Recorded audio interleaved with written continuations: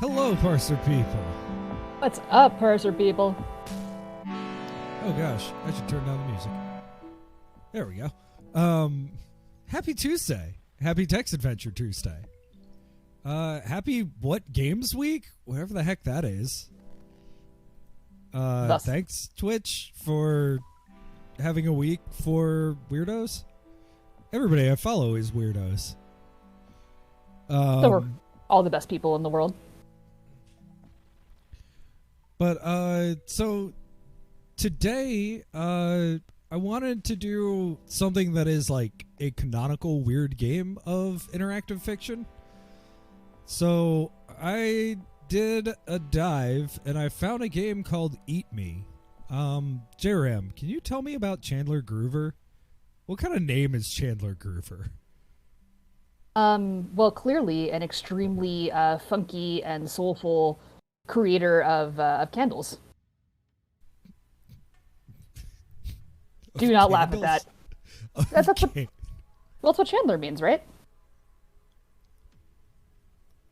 Like, if the surname Cooper comes from a barrel maker, I believe the name Chandler comes from a candle maker. No way. Yeah, that I just never thought about that. Haha. Yeah, Chandler Groover is a very prolific and very, very talented IF writer.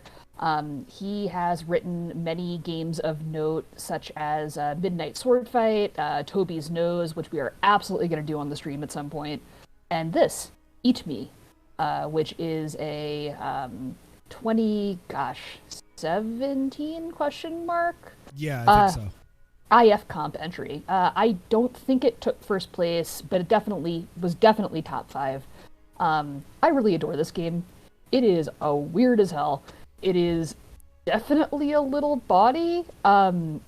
It's a lot, and you'll see when we dig in. The prevailing theme of this game is too much.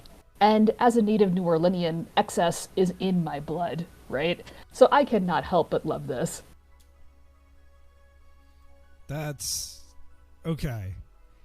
Oh, I forgot to do. Let me see if I can't put it up. Because the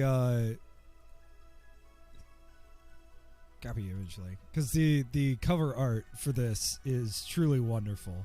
It is phenomenal. Let's pop up this gameplay. And let's pop up the cover art. Hello? Where's my cover art? Oh no. Oh gosh.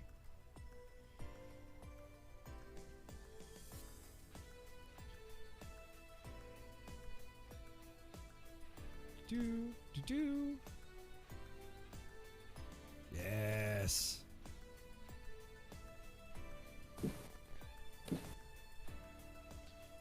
Just have a nose, whole face flying around the screen. No big deal.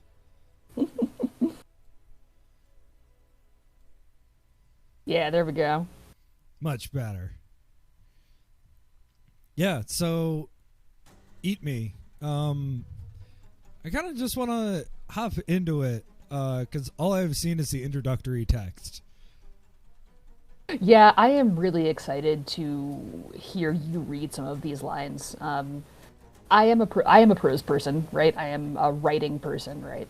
And the sheer craft of sort of descriptive language in this really tickles me. As I said before, it's a lot. So let's feast. Yeah. So one of the things that I saw with this that I was really fascinated by, honestly, is this have you played interactive fiction before? I don't think I've ever seen this before. What happens if we say no? Yeah. Oh, I need this. So here's what you'll need to know to get started. You interact with the game by typing into the command line. Typing whole sentences isn't necessary and actually won't work. The game responds to simple commands formatted as verb noun. Example, examine me. This makes your player character look at themselves. You could also examine skeleton or examine cacao, and so on. The examine verb is abbreviated X, so that typing X me has the same effect. Sometimes the game will pause, such as right now. Press any key to continue, and it goes through and explains all the very basics of playing a text adventure. I'm not going to read all this. Oh, well, except the most important command in this game is eat. Good to know. I don't know, ever since I played a Mind Forever Voyaging, I'm like, no, I read the help files. Oh, yeah. Especially if the author has been kind enough to embed some customized elements in them, for little winks and asides and such. Yeah. Sorry, I'm being weird about audio right now. Fine. I guess I will vamp for a moment as you tinker with the audio. So one of the reasons that I suggested playing this is I just think it's an incredibly well-designed game. The reason that we play interactive fiction is the harmony between the narrative and the interactivity, right? That is an extremely original thing that I just thought. Thank you for coming to my TED Talk. And every piece has something you can learn from it, right? Whether it be the beautiful story craft that is enhanced through interactivity, or just the craft of the parser itself, the craft of the puzzles. This, I think, falls squarely in the latter. There is not a ton of narrative here, and what's there is fairly up to interpretation. You could probably pull some things out, of course, but what I will certainly be talking a lot about, not just the prosody of the writing, like the accomplishment, the rhythm, and the descriptions, but just the way that the game is so elegant about not resisting you, about letting you do whatever the heck you want in a castle made of food. That's one of the things that at least I really enjoyed about Lost Pig, and really all of the, like, Lost Pig is a little earlier than the rest, but like all of the modern IF is so focused on that. Mm-hmm. It's been really interesting. Like, I know you struggled with the 1985-ness of Witchwood, and like one of the big things that I really struggled with that game, especially as I'm breaking it down and like really examining every part, is that it is fundamentally not open world. Like, you can't do the things that you want to do, you know, where like I thought this was interesting because it didn't even like occur to me as a player to destroy things in a rope of chalk in the hallucination sequence, because it was like, well, that just seems like not necessary to the game. And then everybody going, well, what was your destruction percentage? Yeah, I'm going to go off on a bit of a tangent here, because I think this is relevant. I read Chandler Groover's postmortem on this game, the write-up that he did after he completed it, and he talks quite a bit about how people have this idea that limited parsers are easier than their more traditional counterparts, right? Instead of, 90 verbs, you have one. Well, that is absolutely not the case, according to Groover. It's, in fact, quite the opposite, in terms of both playing as a player and implementing as a designer. And the trick with doing a limited parser well is to make it accommodating. Other verbs than eat will work. That's not a spoiler. You can accomplish this game using nothing but the verb eat. Okay. I like the concept. I like both sides of that concept, honestly. It's really delightful. This is a slight spoiler, but I cannot resist commenting on it. The parser and the narrator here have a personality the same way as Violet does. That is all I will say. Interesting. Okay. Yeah, everything that I've heard about this and about Chandler Groover just is everything that tickles me about really, really good parser games. Oh, he's great, man. It kills me that we probably can't do Midnight Sword Fight on the stream because there are some decidedly saucy bits in there. And this kind of edges close at times. We'll talk. I mean, how saucy? I mean, well, we'll see. That sounds like actually saucy. Yeah, I don't know if I feel... We have been friends for a long time, J-Ram. I don't feel totally comfortable reading straight erotica at you. A little odd. It's a little weird, my friend. I mean, let's press any key to start. My dear child, listen, and I'll feed you a tale. It begins with dinner denied.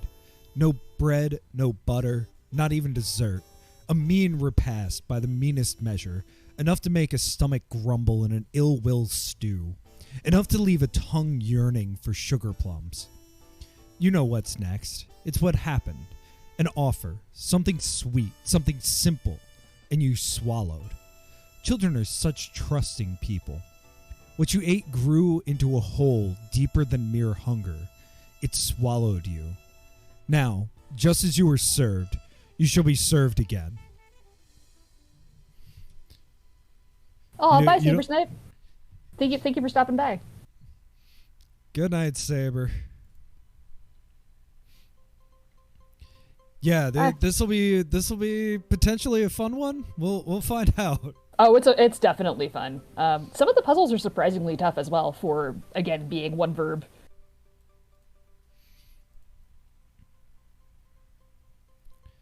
All right. Eat Me, a story with 6 courses by Chandler Groover.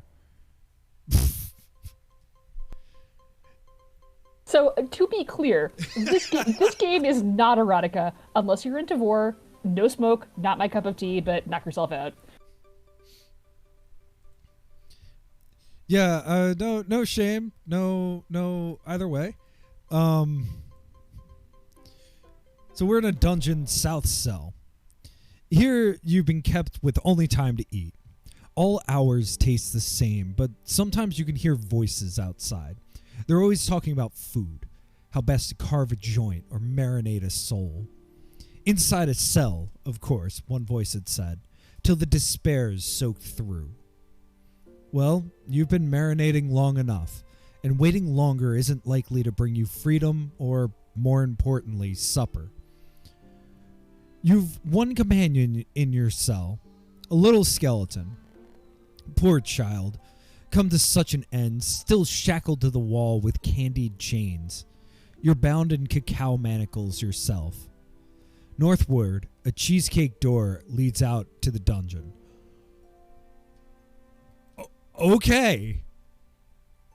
Yeah, I honestly did not get any further than the introduction thing because I didn't want to spoil myself. I didn't want to spoil my dinner.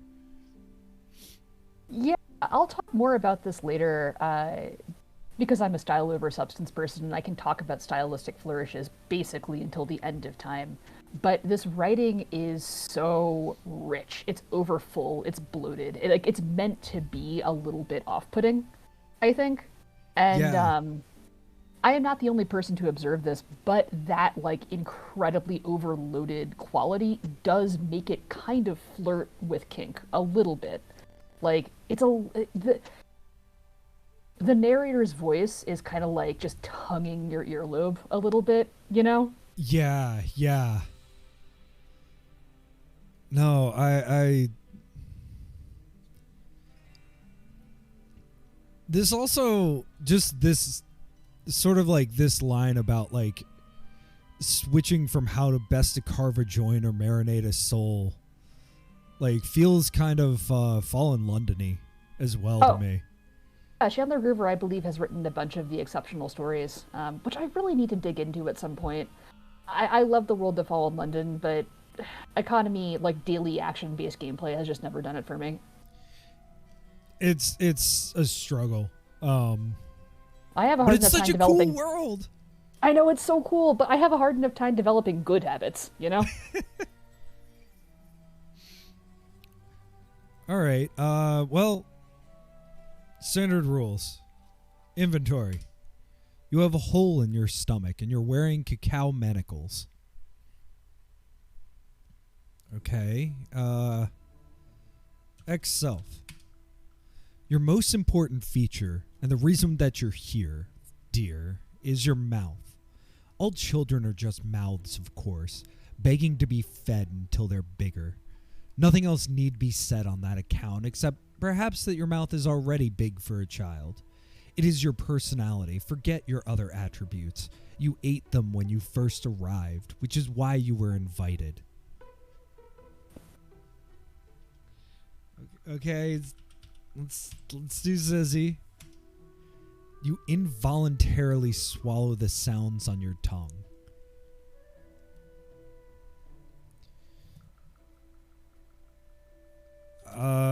X mouth? Sure. Ooh. So I feel like in another game that was not already doing all the things that this is doing, I would be upset that mouth and self are the same thing. That's kind of the point, my friend. Yeah. No, like way to pull out the like 15-pound sledgehammer in like the best way. Oh yeah. Okay, well, let's look at these manacles. When they were first clapped onto you, these cacao manacles were thicker than your arms. Not anymore. You've been licking.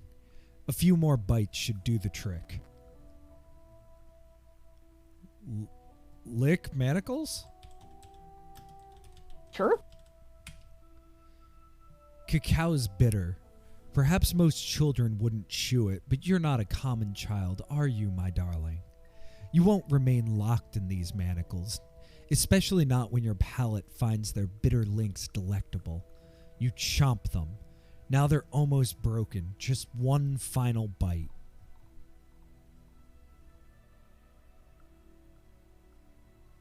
I guess bite manacles.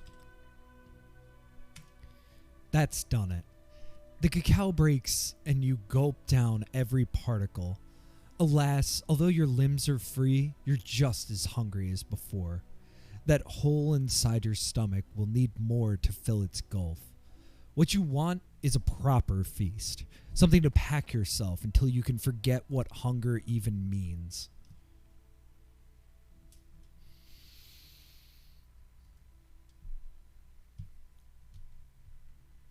For free. We're free, I guess. Yeah, sure. You gonna check out that skeleton? I am. Jack Skellington. No. Have emotional conversation with skeleton. Not another game where I talk to skeletons.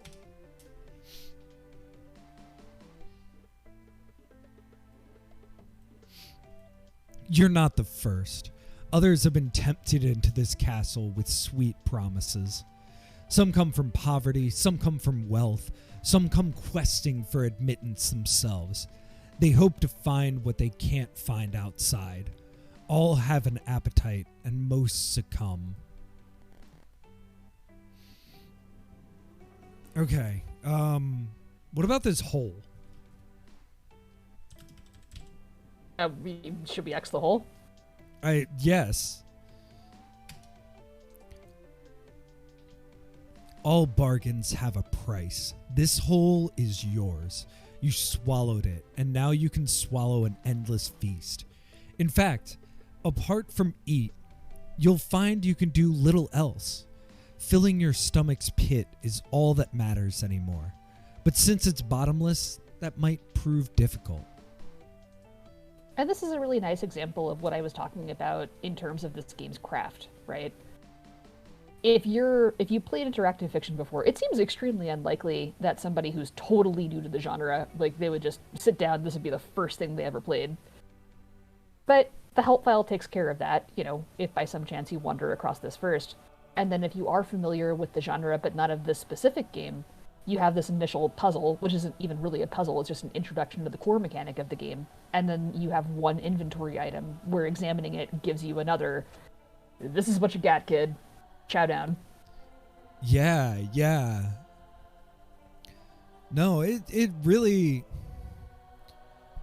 one of the most interesting things that I've read about game design is and ever will be Anna Anthropy's analysis of the first level of Mario. Oh, I have to read that. Oh my gosh. No, this is worth me finding right now, because everybody should read this. Level design lessons on Itch.io? Yes. Yes, Done. it is. Downloading now. It is, yeah. I mean, she is also the fact that her name on itch is W, so it's witch.io. Just brilliant. Nice. But yeah, no. In that same way, like, I wish that I could do that with my first game and be able to, like, set up that kind of, like, okay, here's the core mechanic, here's what you do. The first thing that you do is examine everything. And, like, we haven't even gotten out of the first room and I'm, like, vibrating about this writing. Yeah, dude. Oh my god, you are in for such a treat. I want to try to read a couple if you don't mind. Oh, yeah, yeah. Is it too early in the game to go straight freak? I want to eat the skeleton. I bet you can. Eat skeleton. You'll find no meat on these bones, dear. This child's been dead far too long, but a nibble wouldn't hurt to exercise the jaw.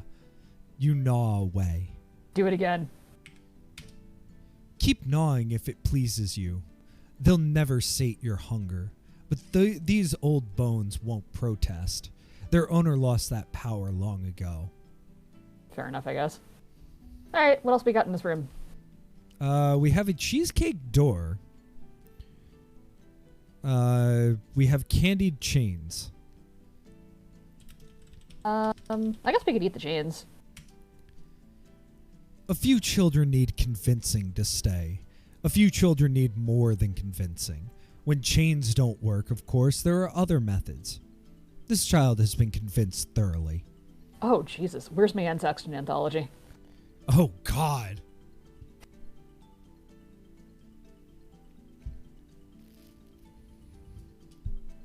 Let's check out the door. You won't be going anywhere as long as this cheesecake door remains shut. It's baked from heavy cream, dense in the frame, with strawberries studding its smooth panels. Eat that door. Eat door. Dessert before dinner, that's every child's dream. We'll obey no order tonight. You'll pull out strawberries, pop them into your mouth, savor their crimson sweetness paired with silken cream. Soon you've eaten the cheesecake door. You'll have the feast you were promised, and no dungeon will hold you now. Let's go eat a castle. Northward, an open doorway leads out to the dungeon. Can we get the chains? Oh my, your body strains, darling, and the hole in your stomach yawns. You've made a bargain, remember, and now you live to eat. Eating is all you need to do. In fact, it's almost all you can. Oh my gosh. What a way to be like, no, you can't get that. Yeah, just the confidence in the voice is just incredible. You'll notice, like, stylistically that he almost never uses, like, is or is made of. He points it out, I think, in the postmortem. There are almost no metaphors. Just talk about things like they are. Yeah, I feel like that's easier when you have this kind of surrealistic world, though. I mean, things are what they are, but it means something. So you're making the metaphor, but it already is that. Like, to say like a door is solid like a well-baked cheesecake or something. Well-baked cheesecake is the opposite of solid. Come on. Okay, a poorly baked cheesecake. Fine. There you go. Look, all right. My mother is many things. A extremely prolific baker, she is. A consistent one, I've eaten some pretty bad cheesecake. I've eaten some really great cheesecake too. Do not get me wrong. Mom, please don't yell at me. I love some of your cheesecakes. All that is more is made up for being a truly delightful human being. Also, can we go back to what you were saying? What was the turn of phrase that you used? Because I really liked it. The metaphor is already what it is, or something like that. Yeah. Yeah, Well, after you. Oh, no, go. What I really love about interactive fiction is the ability to, place yourself in a very convincing and naturalistic way in these kind of surreal worlds where metaphor functions as actuality, right? We were talking about this a couple of weeks ago with the dream sequence, the hallucination sequence in Ryan Veeder's Rope of Chalk. And so you can do that in like a visually interactive kind of game. But like the best example I can think of is probably the Milkman level in Psychonauts. You ever play that? I've never played Psychonauts. Real good. I don't know what I've been waiting for. What you're waiting for is a holiday weekend and a six-pack, because it is...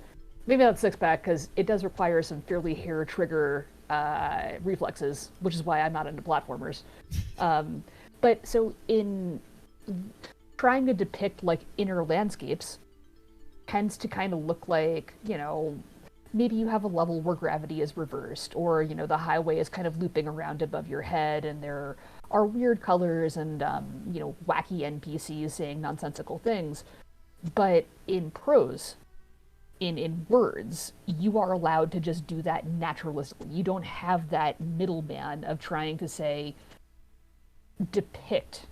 When I say a rabbit out of a hat, you have to look at the picture of a rabbit out of a hat. I am struggling to find the... POV, I guess, is the closest that I could come. Any of my English and rhetoric people sing out if you can think of a better one.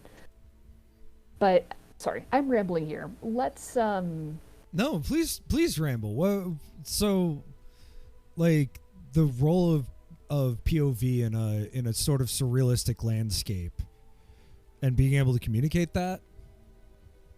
Yeah, I will not even communicate necessarily, but depict it as, like, the door is solid like a firmly baked cheesecake. The door is made of cheesecake, right? Yeah. In the latter, the cheesecake-ness of the door is there for you. I'm saying this. We're gonna have a lot of language to pick apart here. Let me marinate. Yeah, we haven't even gotten out of the room. Well, I mean, this is one of those games where I can talk about the craft of it forever. And it also has extremely heady, beautiful writing. My other favorite thing in the world. Yeah, and maybe I would be more open to playing it with somebody else. The sound of one hand clapping has a lot of that, like, ethereal quality. For those who listening, this is a long-standing joke between a dear friend of ours who, look, we all have gaps in our dictionaries. The man thought until he was almost 30 that it was pronounced ethereal. If you're out there, Bill, we love you. Oh no, that was me. I now know two people, and I love you both dearly.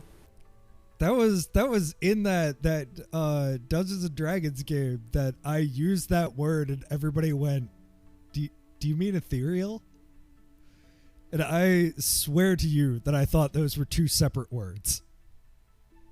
Man, what's the one that always fucks me up is missiled, right? Like if I say, hey, you won the lottery. Psych, no you didn't. Ha ha ha. You were missiled by me. Nope. Turns out it's just misled and always has been. Okay, fair. I shouldn't laugh because we all have those words. You just look at it on the page and you sound it out. Part of the hallmark of maturity is like, that's not an embarrassing thing anymore. It's one of my favorite like party topics because everybody has a different one. Misled is a pretty good one. It should be missiled. Look at it. Let's go north.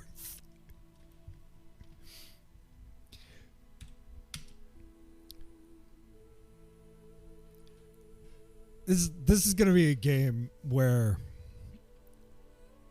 I have to like pause before I start reading because I got 3 words in and was just like, oh, okay. Yeah. The writing in this is wild. Blue flambeaux undulate, and in their flames gleam devices galore, constructed to pry screams and more from prisoners.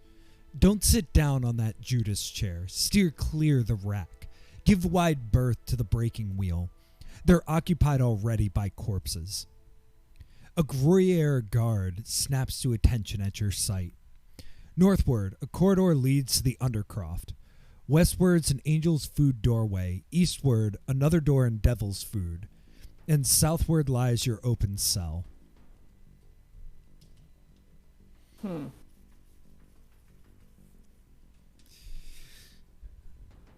I have a feeling that if we don't do something about this guard, he's going to do something.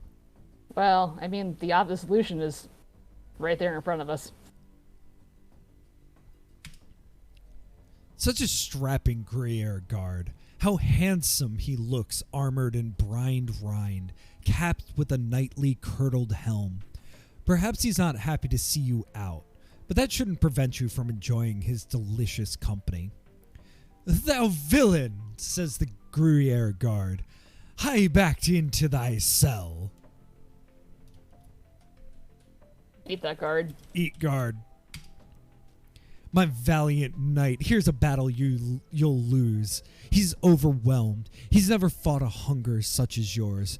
Avant, avant, he cries. But you have no intent to avant. Sumptuous Gruyere. His flavor suggests rich earth, ripe fruit, piqued by his panic as you swallow him, armor and all. Now that's a snack. Yeah, I'm already foreseeing this is going to be a 2-parter, possibly a 3. I will spend all the time with this game. I should have said 3 things, really. Excellent game craft and design, beautiful overwrought language, and also food porn. Yes. All right. If there is anything pornographic, it is absolutely the way that this food is described. We got an Angel's Food to our left and a Devil's to our right, I believe. Yes. We also have a chair, a rack, and a wheel. And some corpses. And some corpses. Let's eat the corpses. Bless their little dead bodies. They couldn't have been older than you when they gasped their last. 5 children altogether have perished in this dungeon, twisted on different devices. That trio tangled on the wheel could be mistaken for a single mass.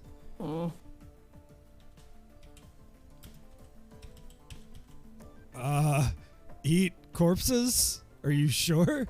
Yeah. One nibble here, another there. You pass from corpse to corpse, tongue probing for marrow in dusty bones. No luck. These bodies have been stripped and sucked empty. All that's good is already gone. Okay.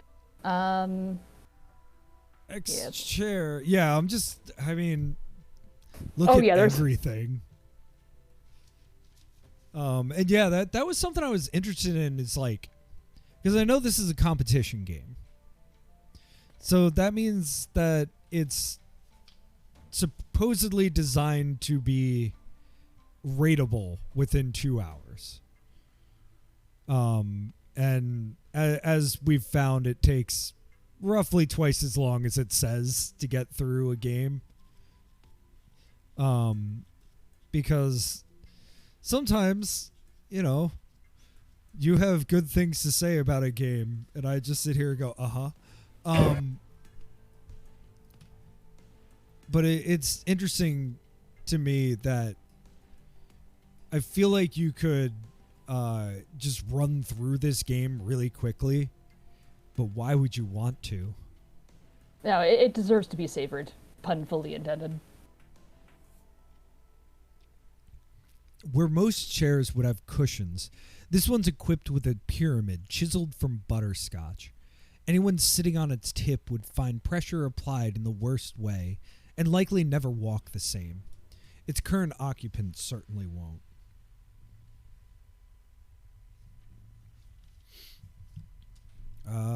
What else do we have? We have a rack. Taffy's been stretched to fabricate this rack. Lock someone down and crank its lollipop handle. You'll have more taffy stretched in a jiffy. The corpse lashed to it now certainly didn't start this tall.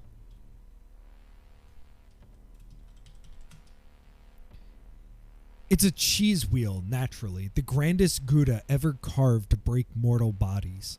Heavy and hard enough to take a real beating, along with the 3 children pinioned in its spokes. This Gouda's seen some use.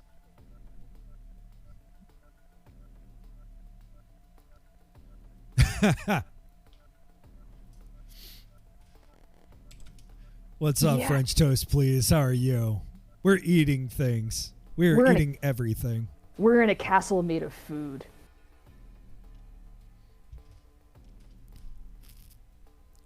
I want to eat the wheel.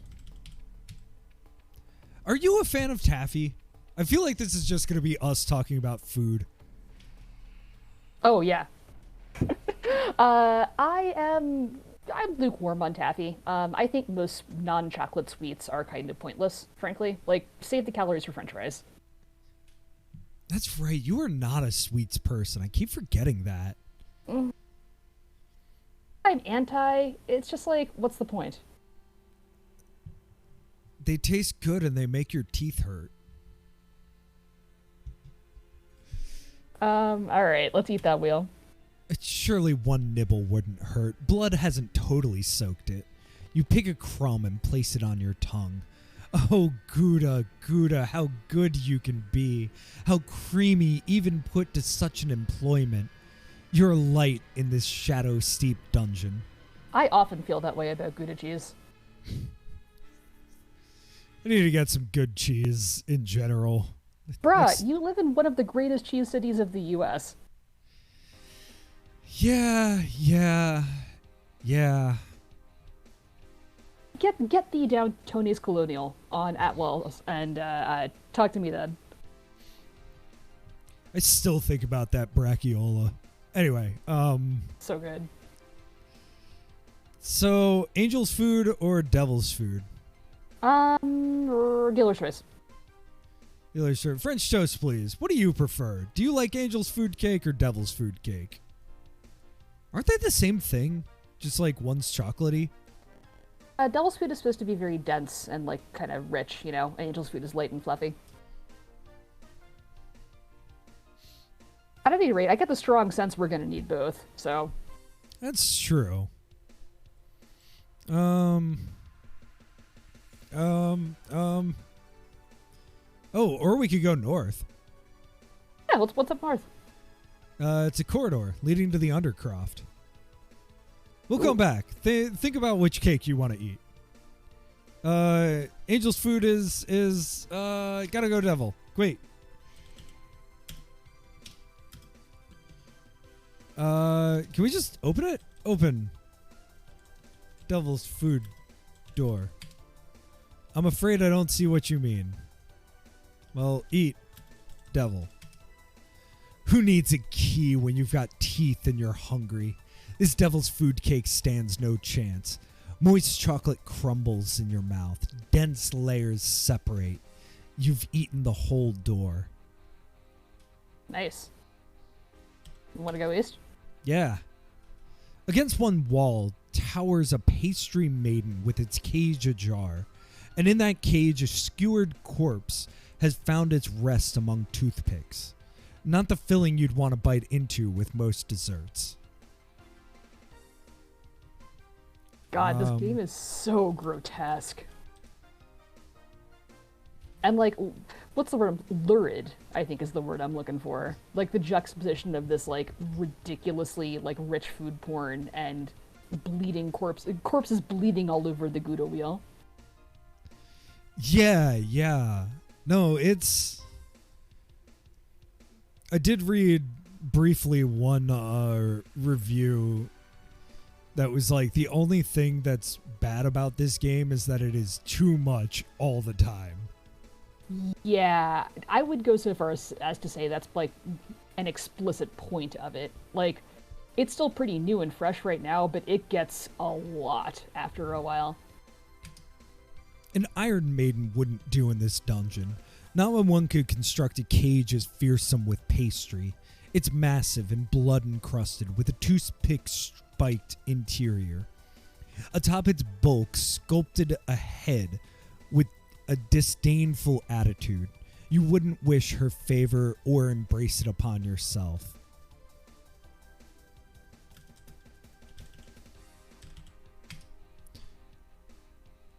The corpse is a peasant woman by her dress, begrimed with dirty hands outstretched as though to scrape the pastry when its shell was shut.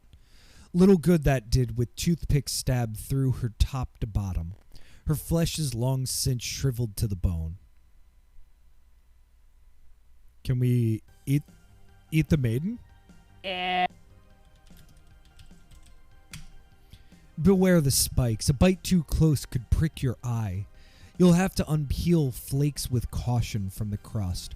One nibble here, another there, and still wonderfully buttery despite the blood.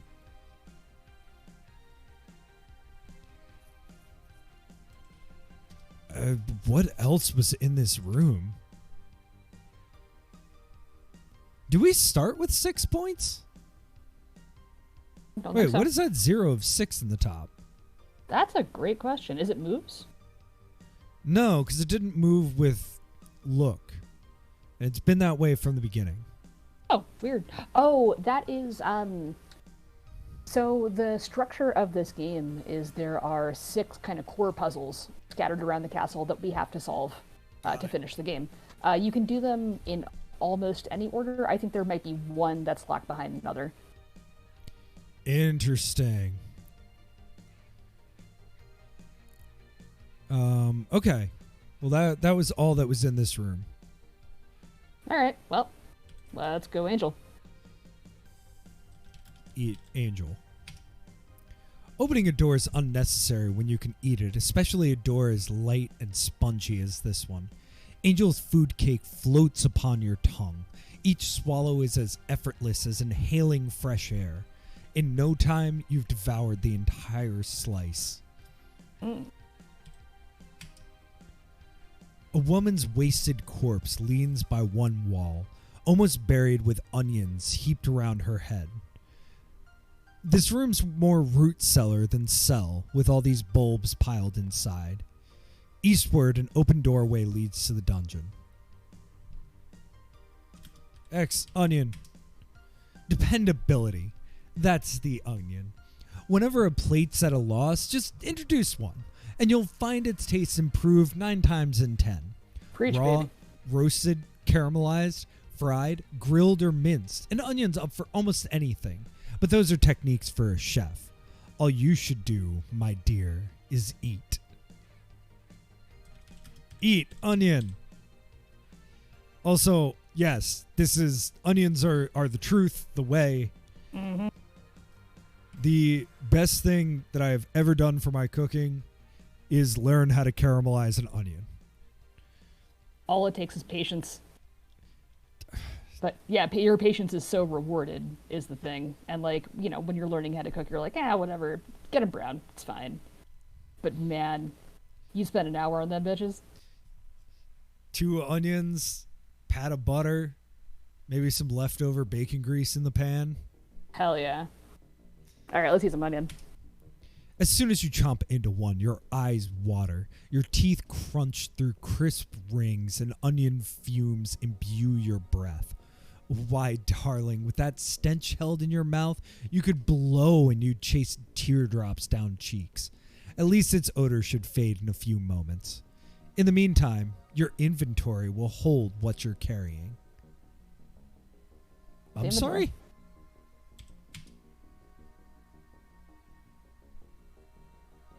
You have a hole in your stomach and you're holding an onion's odor in your mouth. Dear Eliza. Smell odor? All you can smell are onion fumes in your own mouth, spreading their stinging gas into your sinus passages. Your whole head's filled with their odor. I recommend you blow them out.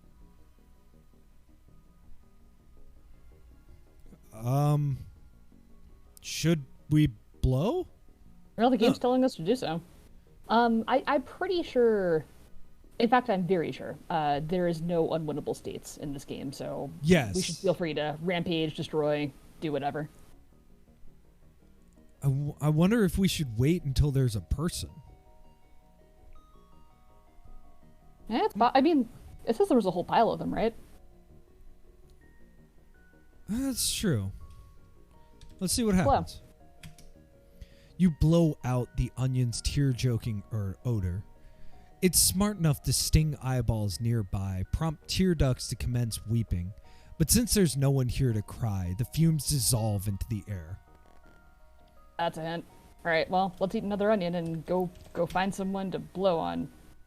You crunch into another onion. More fumes infuse your breath. Before they fade, you can blow their aroma out. So east, north to the Undercroft. You've played this before. Do I need a map? Yes. Okay. Shoot. The one time I haven't. So what do? We started there. We went. Yeah, we just have your standard cross shape right now, I believe. East. Oh no, we started south.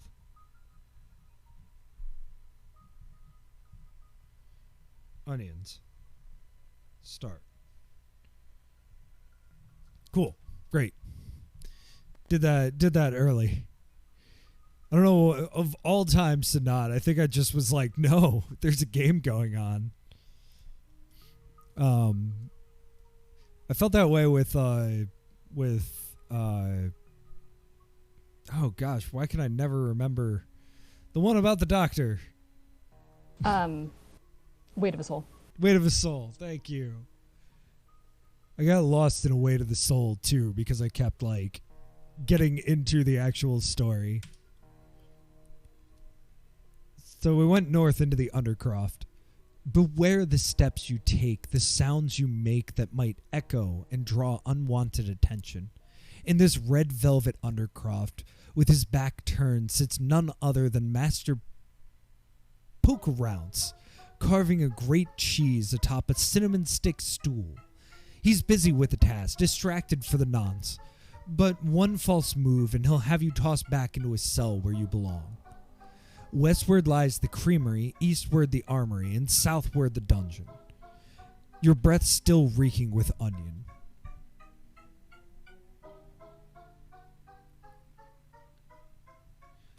Do you want to blow now? Well, there's nobody around, and the game all but told us that, There's Master Pokerounce. Oh, my apologies. I tabbed away for a moment. trying to log into Twitch and is not letting me. Oh no. That's a little weird, but I'm here, so yeah, let's blow on Pokerounce. Well, can we X him first? I want to see what this guy looks like. Yeah, sure. There you go. Here. Yeah, gotta have you actually able to see the game. Yeah, let's X away.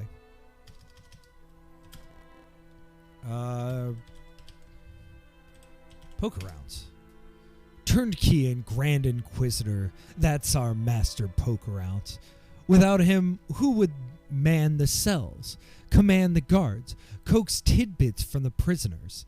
A wonder that he doesn't wobble, perched high on that stool with his breastplate abuzz, loaves for gauntlets and greaves, his skull enclosed by a pine nut helmet. His beard might stand a little trim, gnarled galingale and ginger root, barely a face to see under that mass. But looks aren't what we measure to employ wardens and torturers. Well, that's a lot of stuff. Let's X some gauntlets. Don't ask about the sauce sopping his toasted loaves, my dear. That's not au jus spattered across his greaves, nor gravy that's soaked into his gauntlets. Let's simply say he knows how to apply pressure. He's not the Grand Inquisitor for naught. Now the odor in your mouth begins to dissipate. Blow? Yeah, now? definitely blow on him. Yeah. You blow out the onion's tear-jerking odor, and Master Pokerounce starts to rub his eyes. He's weeping all right, but he's also glaring, and he climbs down from his wobbling stool, grabs your ankles. Looks like we've got ourselves a sneak. Sneaks ain't welcome. It's back to the dungeon with you, and you'll stay put until she wants you out. Roast sneak, that's what you'll be. Only it's odd. Sir Gruyere should have been on guard. And what's happened to these doorways? No difference, I suppose.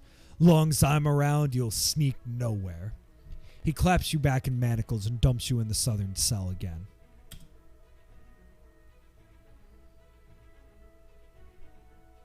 And we're back in Cacao Manacles. Same drill as before. So I think that the trick is to blow on him when our breath is still all fiery and oniony. Maybe. Okay, so we can't just budge. You can't budge, bound as you are by these manacles. Eat. Manacles. No need to linger on particulars. You chomp the cacao manacles apart and swallow them. North.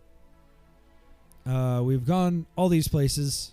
No, we have to go west. Yeah, west, grab an onion, go north again, blow on Pokerounce. Blow.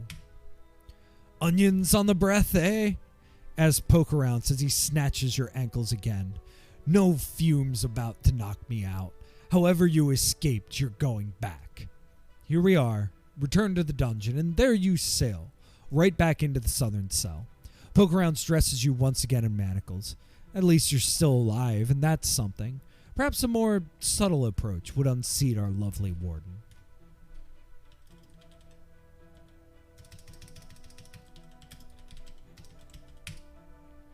You chomp the cacao manacles apart and swallow them.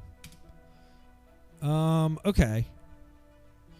So, not that direct. Can we grab a toothpick from the Iron Maiden? Pastry Maiden. Oh shit, we can't carry anything. God damn it.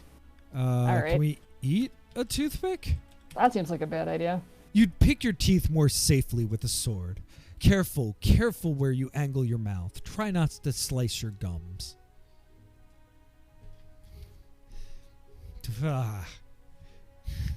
Sorry. This game is so deeply creepy. We haven't even gotten anywhere. Well, let's eat an onion still. We have it in reserve. Can we just, like, go? Can we just go west? Oh, he's distracted for the nonce. Yeah. Yeah, let's try. Runnels trace down the walls where cream is leaked through ceiling grates. Vats brim with souring milk. Mold carpets the room's corners, mushrooms in the damp, and whey dribbles from hanging cheesecloth bags.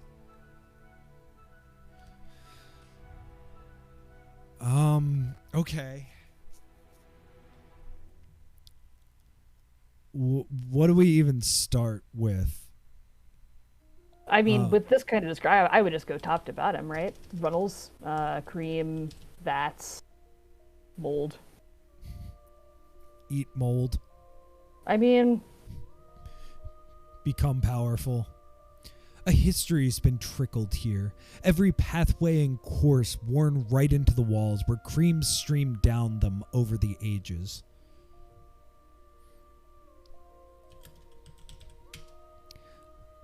Cream and Runnels, same thing. fair enough. All the milk that's collected here drips from the ceiling grates above. This castle's got a source that won't run low anytime soon. Also, going back really quickly to that puzzle where it was like, in a literary way, telling you, hey, this is not how to solve this puzzle, stop trying this. Like, you've tried this twice, it doesn't work. Mm-hmm. Like, that is so brilliant. Considerate. It's considerate of your players. I appreciate that. Yeah, I mean, that's such, like, a huge thing to me as I've been working on this BBC micro game, where there's just so many things where you're like, but you could have put one more verb here, you know. I don't know. Anyway, so Runnels, cream, grates. What's next? Vats, souring milk. Sour milk's not too grand, granted, but it's one step toward crafting the grandest cheeses. It might look less than lovely. It might smell somewhat more pungent than fresh cream, but a Romano is not made in a day. Speaking of best cheese. I appreciate it, but it's not my heart's true love. Yeah, let's check out that mold and then mushrooms. You know what? I'm an American. Very nice. A veritable fungal forest grown here high as your kneecaps. Toadstools, milk-drunk and pale white as the cream they've sprouted from. Time's done its trick, eaten the onion fumes you've ate. Your mouth's perfectly clear again, your breath no more offensive than a breeze. Well, let's try blowing. Your breath is clear again, my dear. Another onion's in order should you wish to blow further fumes. Nice. Okay. So I assume mushrooms would also be the same thing as mold. Yeah. Okay. And then there's the cheesecloth bags.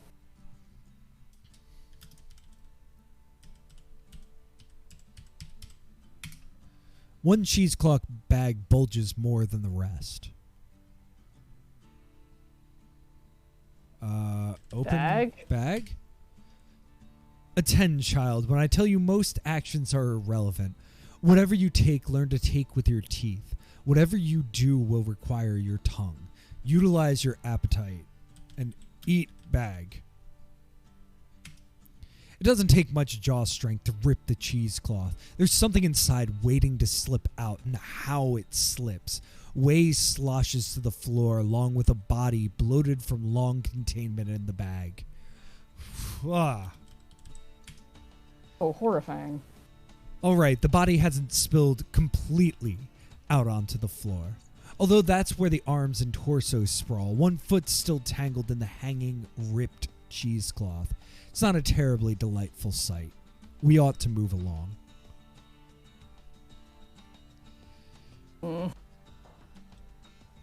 Eat corpse? Rather a slimy texture, hasn't he? That's the way soaked into his skin. His meat squishes between your teeth and old cold fluid oozes out. It's a unique sensation at the very least.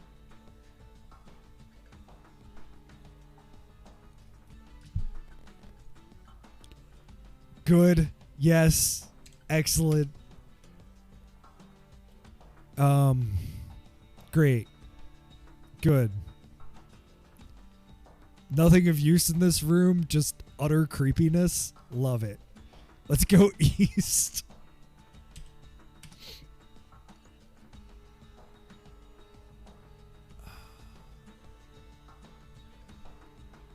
Oh.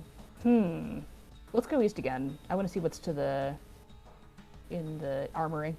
Yeah, totally. I have a thought on this puzzle too. Is it about his stool? It is. Yeah. You want to try to eat his stool? Ew. We'll come back to it. Let's see what's in the creamery. Or, I'm sorry, in the armory. Oh, nope. Stop right there, says Pokerounce. Come here, don't run. You'll waste your breath. Gotcha. Now don't try that again. You're imprisoned. You understand? You'll rot until doomsday if she doesn't fricassee you first. He takes you to the dungeon, snaps more manacles around your limbs, lobs you in the southern cell. That's your third jailbreak turned sour, but don't despair. There's got to be a way to unseat Pokerounce from his stool before he captures you. You think? Hey, appreciate that, though. Yeah, somebody who's bad at puzzles. Yeah, and like we talk about like a diegetic hint system. That is it in spades. Like, you didn't get it. That's fine. Stop trying that. That's fine. And now, hey, if you didn't get the fact that, hey, there's a noun here. So yeah, we didn't actually look at the stool. Perhaps he's 10 heads taller than you are, but Pokerounce still needs height to carve the cheese's top. His stool's got cinnamon stick legs that stretch longer than certain pikes. Eat leg. Before he's got the chance to blink, you bite into his stool. Oh, what a crunch. Your tongue prickles with spice. Cinnamon sets your sinuses ablaze, and Pokerounce curses as he topples down. His breastplate cracks. Heavenly honey glimmers gold inside. He groans, can't sit or stand again, not with his body smashed, and out from his fractured breastplate swarm caramelized bees.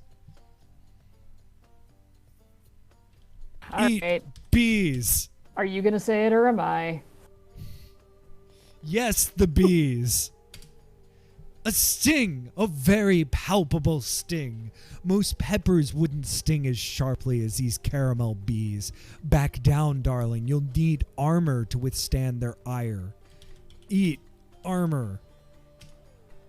There's no other verbs, right? You can use other things to maybe get hints, but eat, you can accomplish the 100% of this game with using only eat X. Oh, no. Okay, no chest plate. We need armor. We need some onion to gas those bees, right?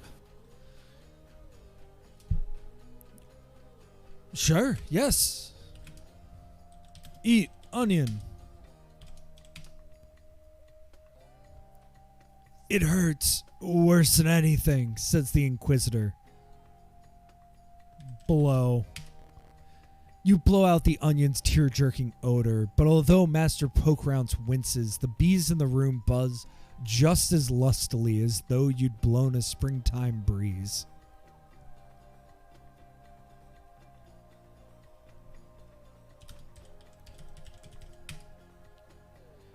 Well, looking at Pokerounce again, he's taken a tumble, Master Pokerounce, breastplate fractured and bees swarming from every crack in his body.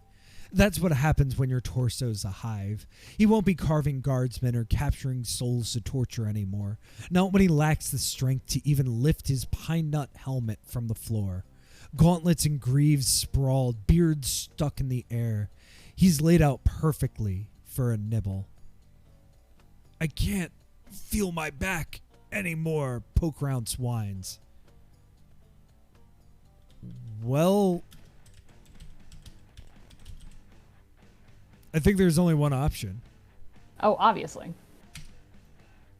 Another sting. Don't pincushion yourself. These bees know no mercy. All right, we got to go to the armory.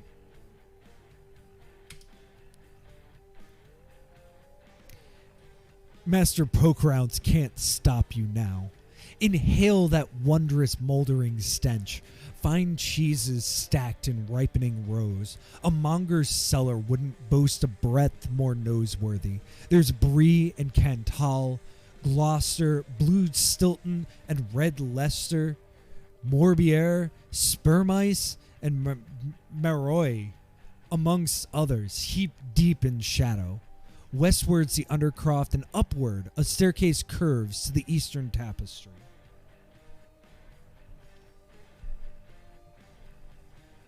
I feel like we have to examine all of these cheeses.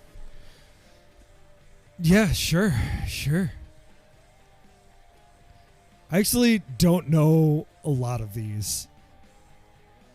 Or at least the last three. Oops. Beer. Oh, that's a really nice, pardon me. When in doubt, eat. Oh, yeah, for a typo response. I love that. Brie, you're a queen crowned with brown flecks. An indolence life's ripened you, darling, inside your regal rind. Too much time in the cellars, just enough for your well-being. Sag and soften as often as you please. Cantal's as ancient as the hills, grandfather amongst cheese, speckled gray with its hoary age, and pebbled with the most endearing lumps. Aw, you're my endearing little lump, buddy.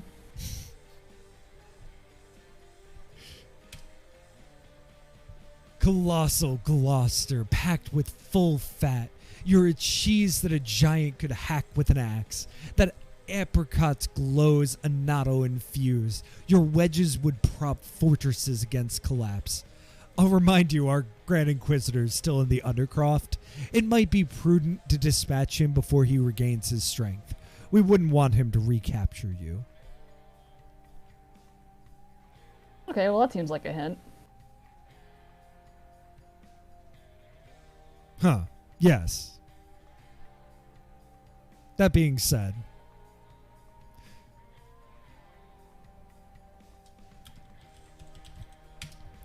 Stilton, what would we do without you, dear? Poor is the soul whose eyes never traced your blue veins to inspire their stomachs with passionate grumbles. You are a quintessence. So I have a feeling we'll have to come back here. Do you want to go up first? Like, across the eastern walls hung a great tapestry, woven with warfare and carnage. Your heart would have thundered in the skirmish sown through these threads, wherein this castle's pretender found herself driven into exile. Ah, what a bloody rout that was. Southward sprawls the banquet hall. Westward lies the balance gallery. Stairs wind upward into the bower and downward into the armory.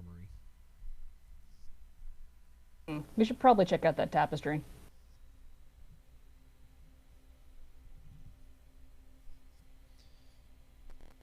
Doot, doot, doot. Yes.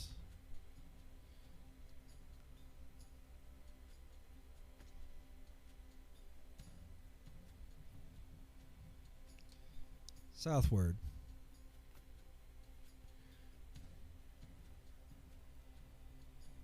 Westward. It was also up. Okay. Sorry, got a little confused. Never were battles fought with gore and glory more than the battle threaded into this tapestry. Beheaded knights heaped as high as hills, fools to have sworn their fealty to a traitor queen. Fancied herself a sorceress, though thought that she'd hold the castle with a charm, as though mortal enchantments could entrap a race older than human blood. She's flown there, in the tapestry's corner, upon a chariot, expelled by the same host she sought to make her slaves. Ignorant witch, shame even to the lowly title witch. She might have ruled 100 years, but centuries slipped through this castle quicker than sands in a glass.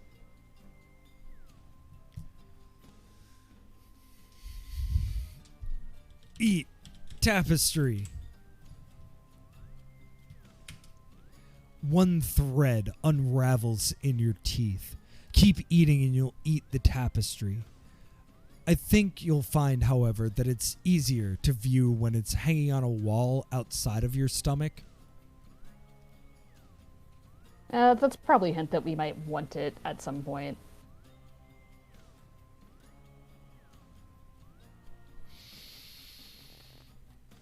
On the other hand, we could eat it. On the other hand, we could eat it. Eat tapestry. You pull more threads loose with your teeth. Okay, yeah, no. It's giving you every option to not have this happen. What does it look like now? Same thing. Okay, yeah.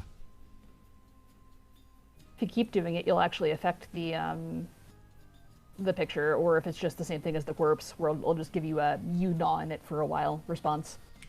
Let's see. Oh no! Alright, well.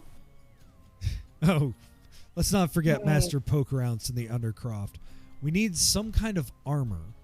Yeah, we need one of those hard rind cheeses, I bet. Although I wonder, can we wear things? Yeah, I'm wondering a lot.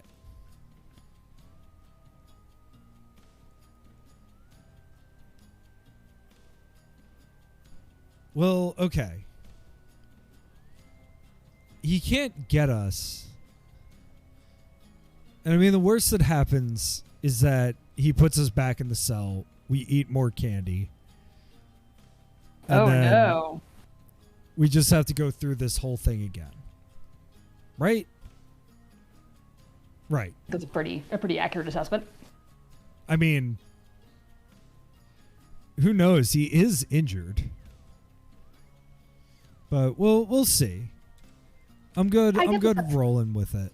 This is a multi-step puzzle, I think. We're going to need to get some armor and then get him down on the ground, all broken, and then blow on him, I think. Okay. So there's a banquet hall to the south, and westward lies the balance gallery, whatever that means. And then we can go up.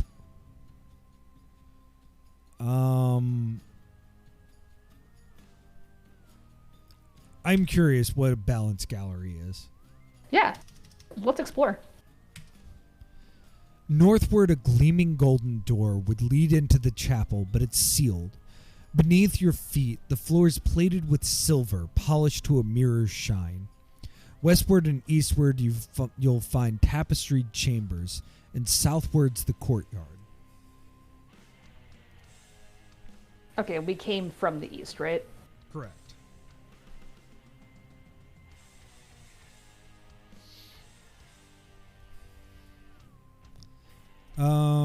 Well, no hinge, no handle, no keyhole or crack is to be seen. As you stand in the gallery, the floor sinks slightly and then it stops moving. Interesting. Oh, okay. Your reflection, a thin, poor, starving thing. It almost pains me to paint such a despondent picture about your state. You need to eat, my dear.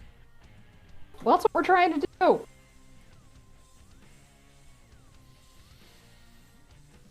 Yeah. Yeah. Yeah? Yeah. So do you want to go to the banquet and eat all the things? I mean, yeah. Like I said, this is a pretty configurable puzzle map. Like, we can do these in pretty much any order that we want. We've got the guard down there on the ropes, though. So maybe we go solve that? I don't know. But also, I really kind of just want to go, like, poke around this weird castle. Yeah. I mean, this whole world is, like, such a joy to explore that I don't want necessarily to, like, ignore that, you know? What are you Like, feeling? I'm not so worried about the puzzle. It seems like it's not gonna like lock us out. Nah. Cool. Well, let's go poke around until the Kappa comes and puts us back in manacles. Cool.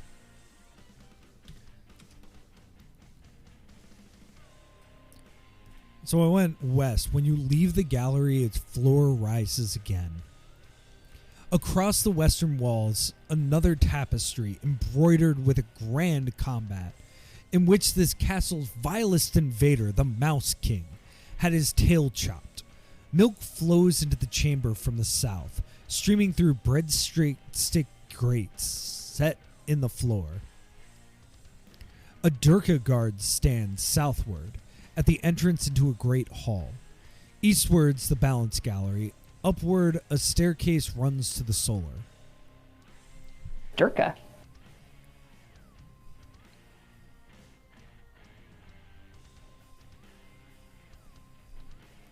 So wait, can we go north?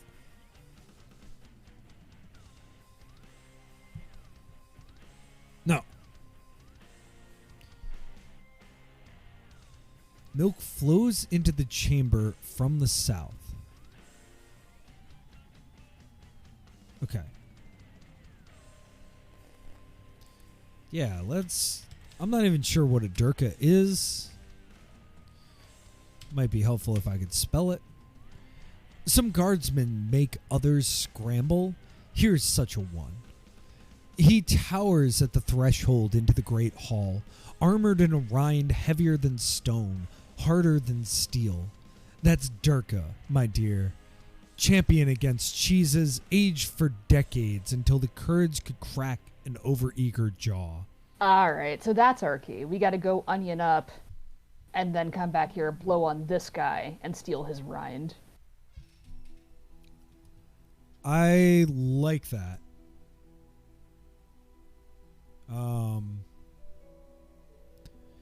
Yes.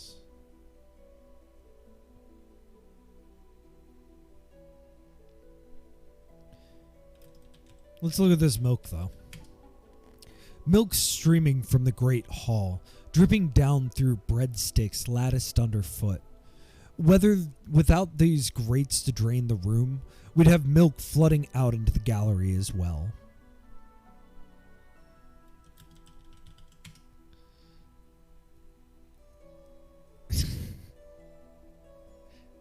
Milk's... Oh, it's the same thing. But we have a new warning now.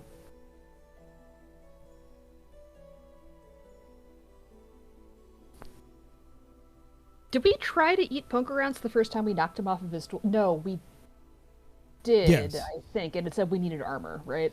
Yeah, because of the bees. Of course. Obviously. Why wouldn't the guard made of cheese have a beehive in his tummy? This kind of points to like what you were talking about though with not using any metaphors. I kind of love that it makes the arbitrariness just par for the course. Yes, he has bees inside of him. He drips and bleeds honey. This all makes sense. This is normal. What if we eat the breadsticks? I always eat the breadsticks, my love.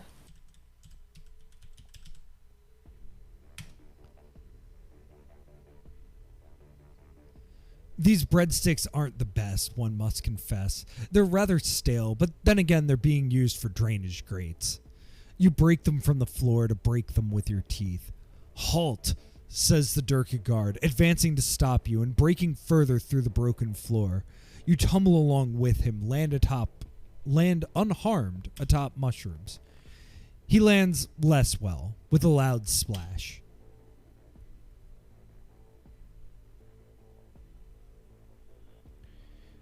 Inside a vat struggles the Durka guard, unable to climb out as his rind softens in the sour milk. Well, there goes that thought. Unless we can eat the guard. And now you can take your time with him, as one must take one's time to chew Durka. Oh yes, it's slow going, even after he's been soaked, with every bite a contest between your teeth and his cheese. But your teeth win. He calls you wastrel and blackguard until the end. Even his insults are scrumptious. You have served well, noble Durka. So I bet you if we had tried to eat him up there, we would have broken our teeth. Oh no. What would we have done? It would have not let. So if the only verb you could use is eat, that doesn't mean you can eat every single thing the first time you see it. There are puzzles to solve, right? Which involve getting things into a state that you can eat them. Okay. Yeah, okay. So it would have been like, okay, that makes sense. I just, for a second, was like, oh my gosh, would we have to eat some bones or something? Oh, we're going to eat a lot grosser stuff before this game is done. I mean, I did eat a bloated corpse. Yeah, content warning for anybody who has gotten this far. There are two puzzles that I can think of that are actively kind of gross in this game, and if you're sensitive to this kind of stuff, maybe give this one a miss. Very, very fair.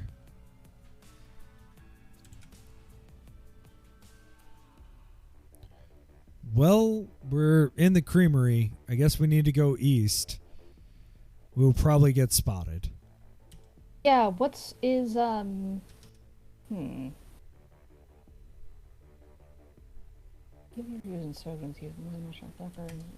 Okay. So we can't steal his armor. What the hell? Your ears buzz along with the bees above Master Pokerounce.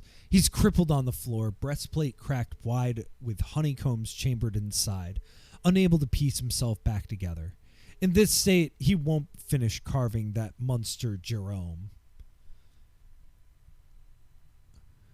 Westward lies the creamery, eastward the armory, and southward the dungeon. I'd have you on a pike, I would. Well, since we're down here,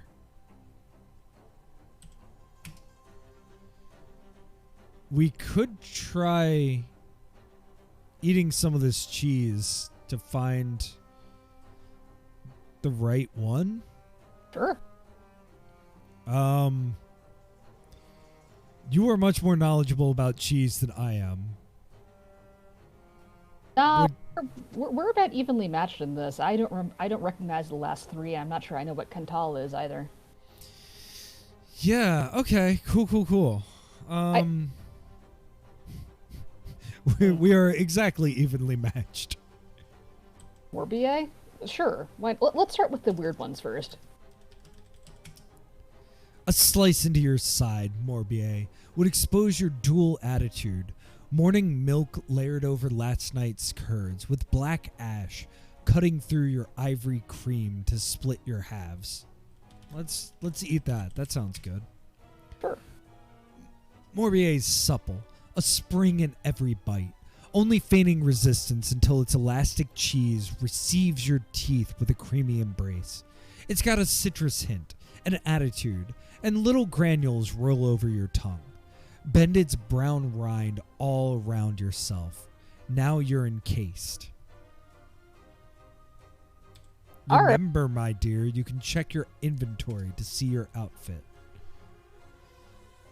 Nice. I swear I did not know the answer to that one. I picked it because it looked like it was the one that the easiest to pronounce. Yeah, okay. So let's go west. Should have used licorice chains. Pokerounce groans. How?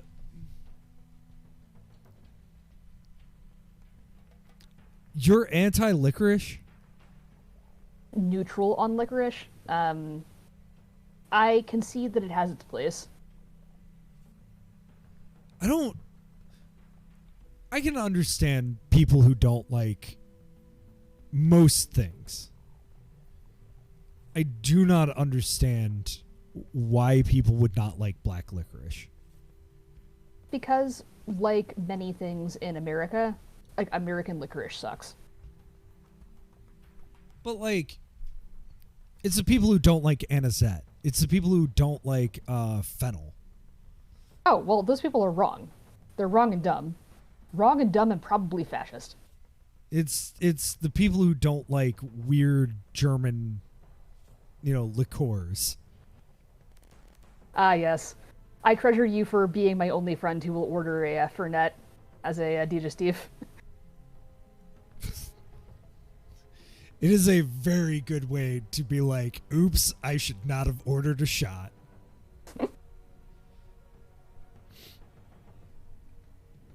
That is the wonderful dive bar down the street for me has Fernet not on a shelf, it's just under the bar. And yeah, I've surprised the bartender at least 3 separate occasions with her being like, you're going home, right? I'm like, yes. I just want some Fernet and a beer to go. Bye.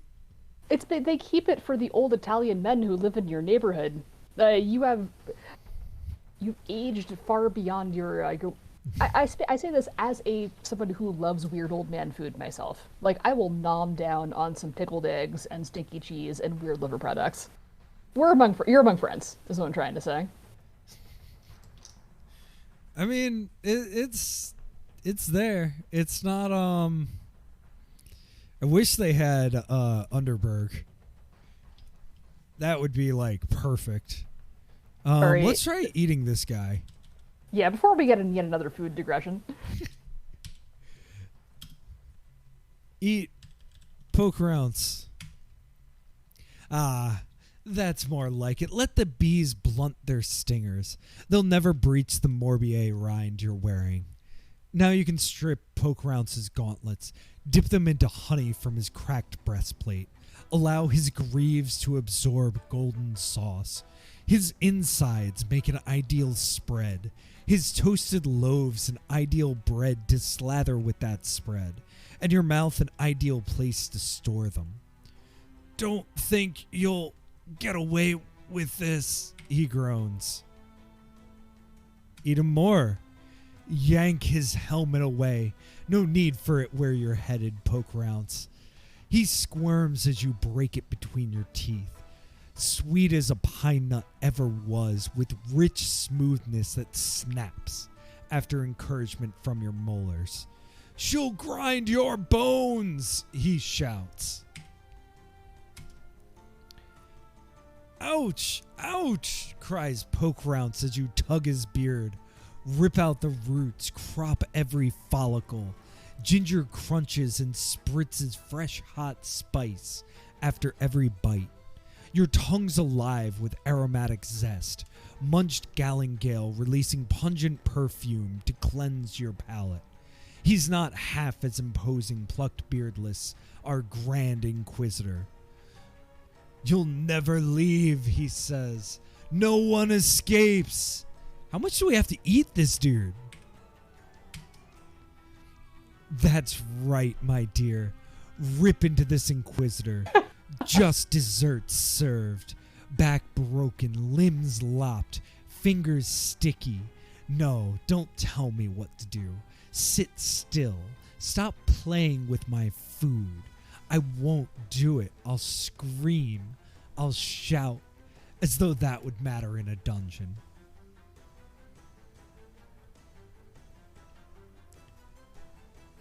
One more, you think?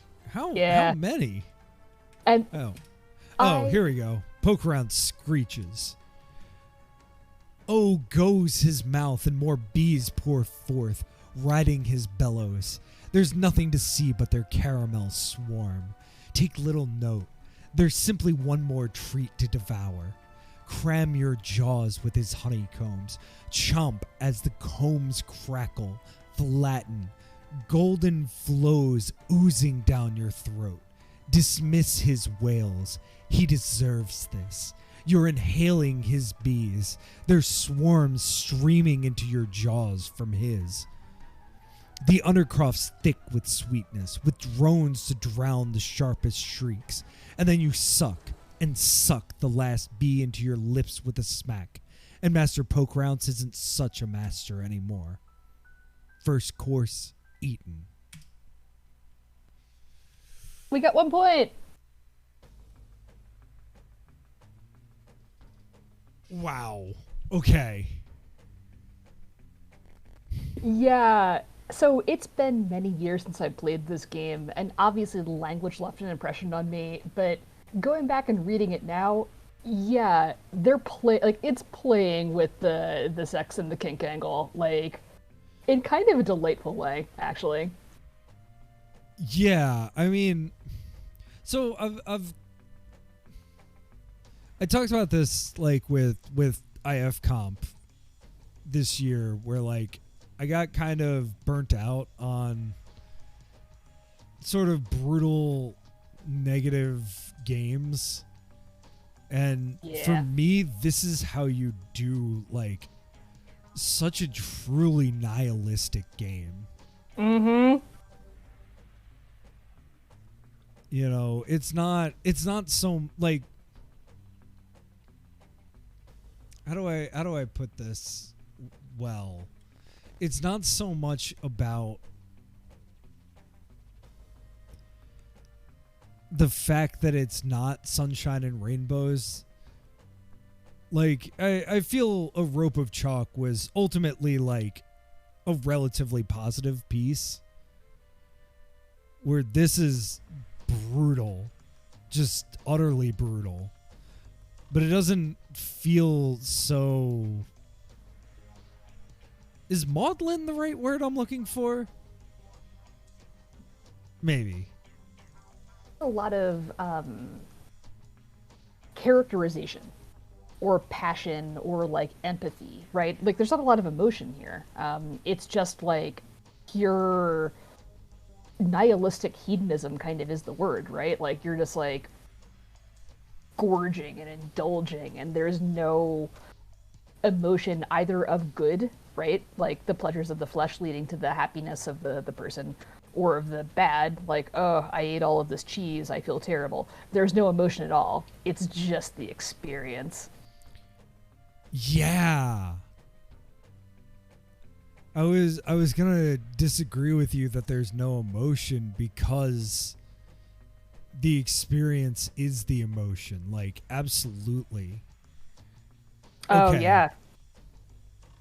Like, just as someone who likes to eat a lot of things and a lot of different things, and, you know, everybody always complains about, like, stories in recipes, and I'm, like, reading all the side things and, like, whatever, Martin Yan's cookbook, where he just talks about the joy of that Szechuan peppercorn feeling.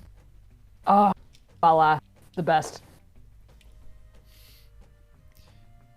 And, like, yeah, this is harsh, and yeah, I definitely agree that it's, like, not in the lurid sense, but, like, absolutely pornographic. Oh, it's definitely in the lurid sense too, though. Like, in a oh no, I'll scream. In a dungeon, it won't matter. Really? But like, Okay, it's having fun with it. I can't imagine how fun this must have been to write. Yeah. As a quick aside, I found something interesting. Pokerounce is a traditional English food consisting of thick toast, bread with spiced honey and pine kernels, or pine nuts. That would explain the way that he is dressed. Mm-hmm. Yeah, I didn't know that at all. Thank you, foodsofengland.co.uk. You know, people always rag on British food, and I'm just like, but no, like, there's a lot of really good British food. Get out of here. No, you can shit on the British for so many other things. I love that it's cool to shit on the British now. British cuisine is great. We only think that because of the fucking rationing. I like horrified my sister telling her about ketchup cake. Because she is like extremely anti-ketchup. I get it. Yeah, but it's interesting to me, like in that rationing sense, like where do you get sugar and umami? Yeah. Excellent. All right, come and leave as you like. This red velvet chamber's vacant, save that half-carved Munster Jerome, with no one left to ensure prisoners stay locked away. Well, let's look at this.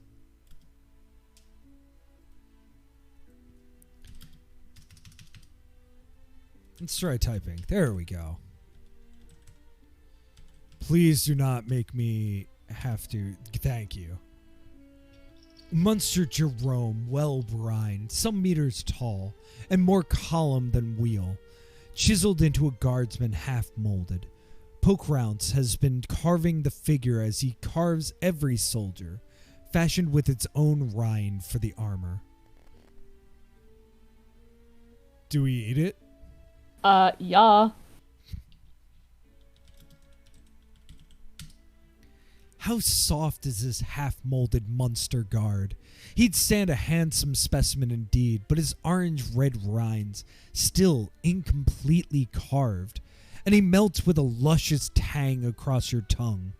Not sentient enough to struggle yet. Gobble him down. Now he'll patrol no rounds.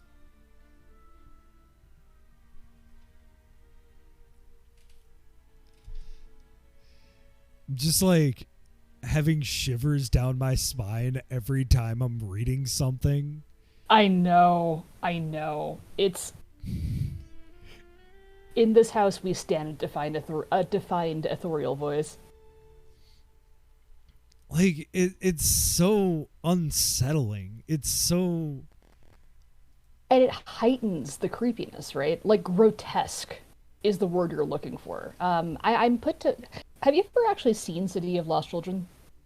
I have. Long time ago. I have not paid... Would love to see it again, to be honest. Possibly see it in FMV form. I would love that. So the story revolves around, a mad scientist who has created a machine to capture children's dreams. That's not really relevant. The point is the opening scene is a little boy's dream of Christmas morning, lovely, cookies and a glittering tree and reindeer, and then there's Santa Claus. And then you see the scene start to twist and turn, and the mad scientist is Santa Claus, and he's this like beaky-nosed, terrifying old French actor. A reindeer poops on the floor. The lights are too bright. The cookies are so big, and it becomes almost instantly horrifying because of that heightened reality. Yeah, okay. That's exactly kind of the feeling that I'm getting from this. And like what I remember of City of Lost Children was the visuals. Yeah. Because I have a deep sadness to tell you. City of Lost Children and Spy Kids 2 have the same plot.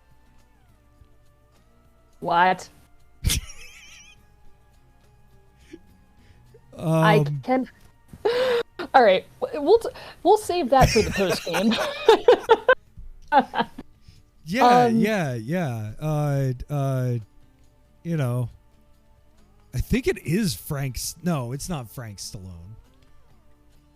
Now I've got to look this up. Hang on. Between sharing a plot with one of my favorite movies and the, do you think God stays in his heaven because he's afraid of what he's made line, I think I might need to see Spy Kids 2. Is it actually good? I think the first 2 Spy Kids are actually good. Oh my gosh.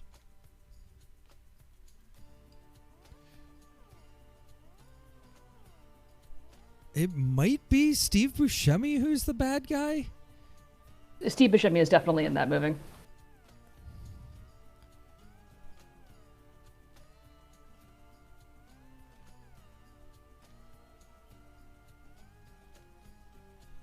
All right, this is too much.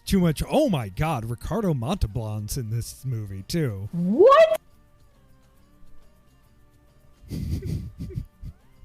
Dude, I'm telling you, the first 2 Spy Kids are actually good.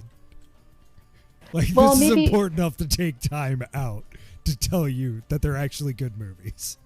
Well, maybe if we ever start a Patreon, the stretch goal will be movie night with J-Ram and Ferky. And it will only be Spy Kids and Spy Kids 2 every single week. Oh, I'm actually not down with that. Speaking of true horror. Yeah, we could just charge people to watch our descent into madness.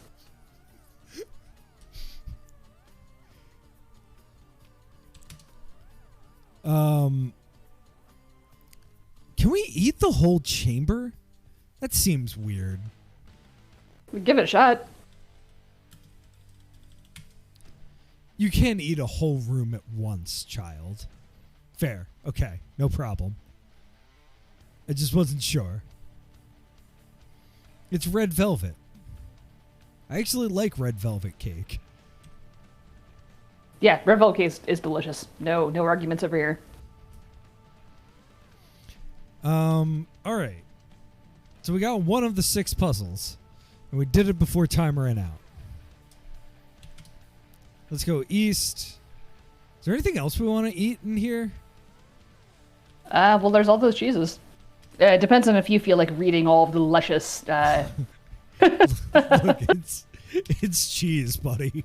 There's like 10 cheeses in there, bro. Red Leicester's tinged as you well expect, and brilliantly, with powdered mold across its rind, just as a lady's cheeks might be powdered before a ball. Okay, cool.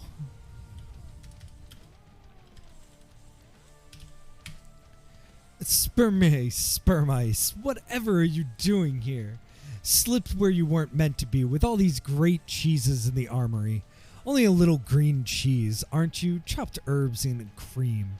You'd never make a suitable suit for battle.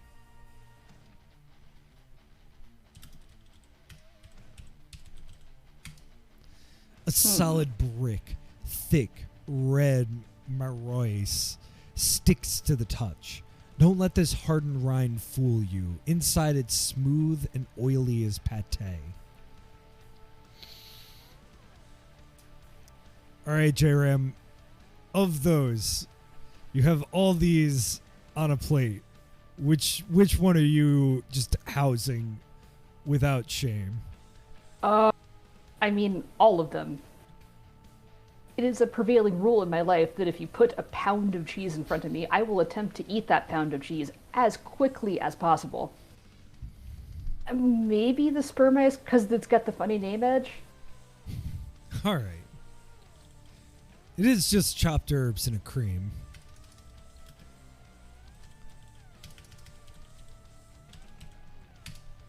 Dip a finger into sperm ice. That's right, my dear. It's soft enough to scoop. This cheese will never make an armor. Hasn't even got a rind. But it's a lovely herbal spread. Do what you can, sperm ice, and do it well. You're no titan, but sometimes champions need to be small. Thing one, I am extremely sure that we're mispronouncing this. Thing two, that's just Parser. Why don't you just use the name Parser, dude?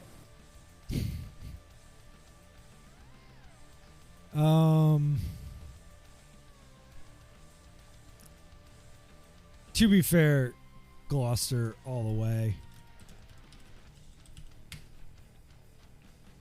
Oh, interesting. Oh, so there are a couple of different ways we could have solved it. I love that. In this house, we stand puzzles with multiple solutions.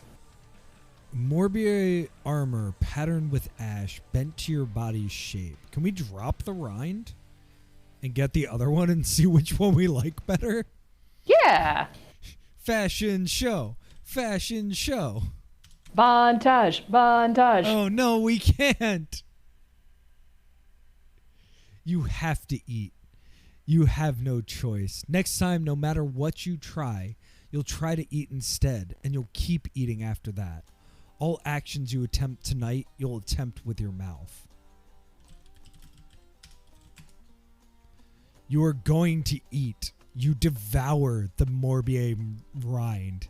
You're unarmored again. Oh. Well, let's try eating the Gloucester. It takes some effort, doesn't it, devouring a cheese as dense as this? But your chewing's rewarded with a gentle flavor rippling through grass, tart with an acid dollop to finish. Once you've broken inside, you crawl deeper. Now you're encased. It's dense Gloucester armor, apricot colored and tuned to your size. Okay. That's interesting.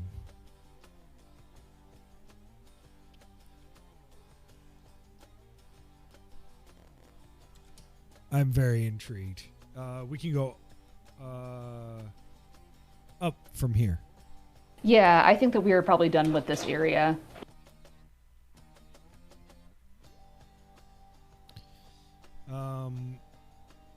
We have killed the knight. We can go south into where the milk was coming from. Yeah. Yeah, let's go check that area out. All right, so we have the balance gallery where the floor dips where we stand. I have a feeling we need to eat a lot more to get that to happen. Stand in the place where you eat. Now eat these. No. Your reflection, still far too thin to call healthful, although you've filled out some since your first course. Keep eating and you'll look less malnourished. As you stand in the gallery, the floor sinks and you hear a single click echo. Oh, we need to eat more. So we're weighty enough to do whatever this balance floor thing is doing. Well, let's go south into the milk room. Sure. Oh, that was much more unpleasant of a word than I was thinking. I suggested we eat his stool earlier. I understand. What might have been a hall packed with courtiers is cleared to leave flagstones streaming with shallow cream. Kneel down and tremble, if you will, knowing that awe would never be misplaced before the monstrous cow, whose bulk rests midway down the room and fills its width with flesh patterned in black and white. She is ideal. She is supreme. She is the cow that other cows might dream to be, as men dream to be gods. Perhaps she looks at you, perhaps not. She has no business with your lowly appetite. Northward could take your leave to the western tapestry. Interesting. X cow. Gigantic would blush at her size. Titanic would stammer. Colossal might stand on tiptoe and barely scrape her hooves. No cow was ever such a cow. Reclined, her udder swollen on the floor, her forelegs shoved under a dewlap that could crush 10 typical heifers. She cannot budge her neck. She cannot shift her weight. Her rear and front ends are pressed into the surrounding walls. Step to her side, perish the thought. You could not push a flea around her flanks. She fills the room with such fleshy fullness. Eat cow. Don't eat a cow, man. I mean, no, definitely eat the cow. Eat cow. Gracious, this cow is no tartar to be nibbled living and raw. She moos with arch disdain. You pull your mouth away. You could not tear a chunk from her thick hide. All the better when her udder begs with bigness for milking.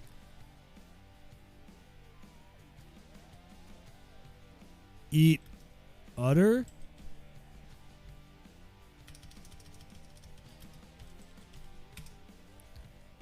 Looking at the udder before we eat it, lest our eyes be too big for our stomach. And udders never wanted milking more. Swollen, straining, pink dugs bulging. What hands could squeeze teats vast as these? Your arms could barely manage a nipple.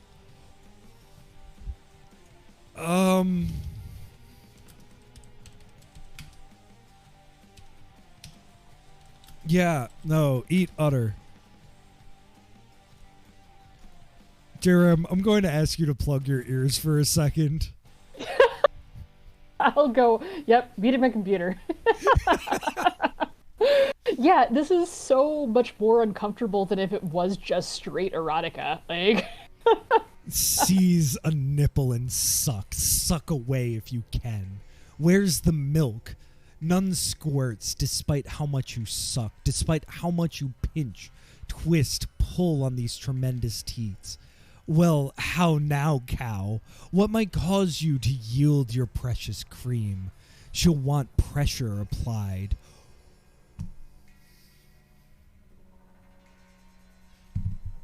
puzzle here is clearly to figure out how to make this lady give up her milk.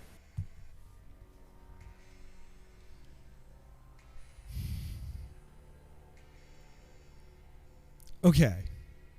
Yes, we have a large cow. On my map is labeled cow. I was excited because I love cows. I think cows have extremely soulful eyes. This is the bad part of cows. Cows are utterly disgusting looking creatures if you look at them and like from one angle they're like, you know, these big majestic beasts. From another angle they're extremely large dogs. And then from the third angle they're just like truly horrifying. Like not in the way that like water oxes. You know, you look at those, they're like kind of gross, but like they're big wild animals. Someone bred a cow to be that way. Anyway, sorry, I think about cows a lot. Yeah. Do you have cow thoughts?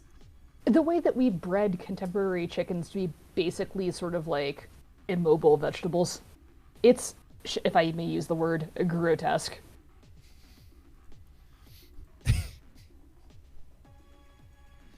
I'm sorry, immobile vegetables? Nah, dude. Never look up what what a commercial chicken farm looks like. Oh, yeah. I was thinking, you know, people who have like a chicken coop in their backyard, and I'm like, no, I mean, they're dumb. They're not smart animals. They're not. I wouldn't call them a vegetable, but yeah.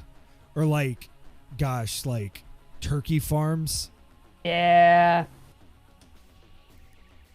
Bless our farmers to be the people who do the work. Sure, for sure. Industrial scale is a completely different animal, if you'll pardon the pun.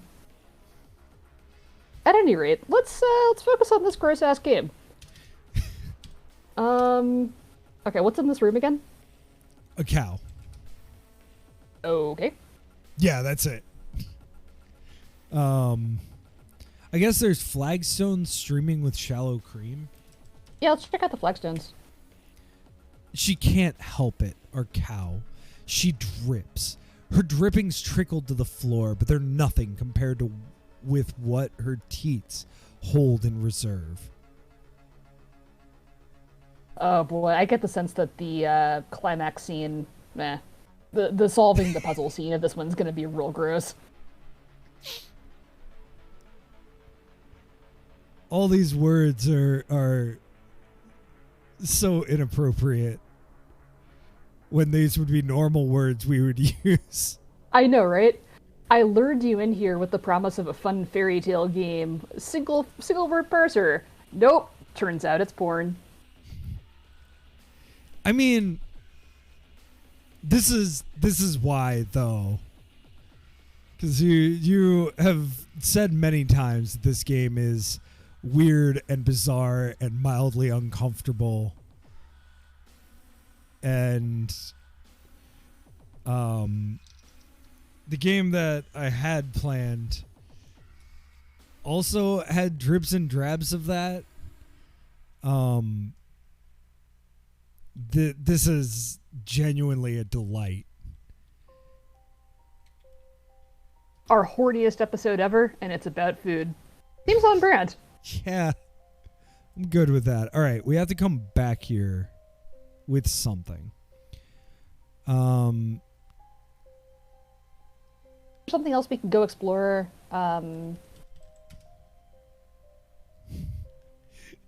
So if we kneel, she doesn't deign to notice your reverence. There's fine breeding. Love it. Yeah, I'm not sure. Yeah, actually, I am sure. So let's go north and east and south. So we have a courtyard here. Ooh, who's Jenny? Who is Jenny? No common bailey, but a garden with walls trellis wound. Its master hauls herself from bed to bed, throwing her tendrils out to drag her leafy head across the ground. That would be Jenny Lettucehead, the castle gardener extraordinaire. Here you're in her domain. Patches plump with young cabbages. One cabbage chirps as Jenny tucks its leaves into a nursery. Northward, below a balcony, a door opens into the balance gallery, and southward are the gateway and a drawbridge.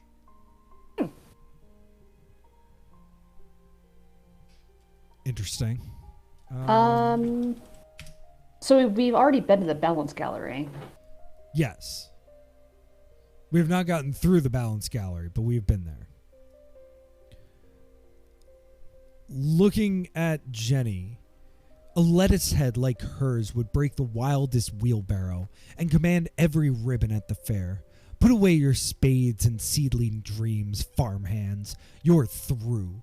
Pearl onions at her maize earlobes, ripe cherry cheeks. Jenny, let's see your carrot jaws. A rather sharkish smile, hasn't she? Quell your concerns and count your blessings she's no predator. Soils her standard fare, the richer, fouler, the better. After a battle, when the land's imbued with rot, flowers still bloom.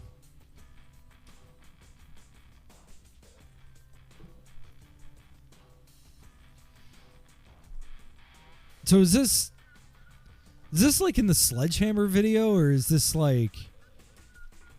Because you were saying that, like, he doesn't use metaphor. Hmm? So when it said, like, pearl onions at her maize earlobes, I was just thinking, like, you know, with what is she, a cow? She's a lettuce? So, like, you know, maybe the edges are yellow and, like, you know, her if she's just a head of lettuce, like the leaves of lettuce are like curled up into like little pearl onions and like dried.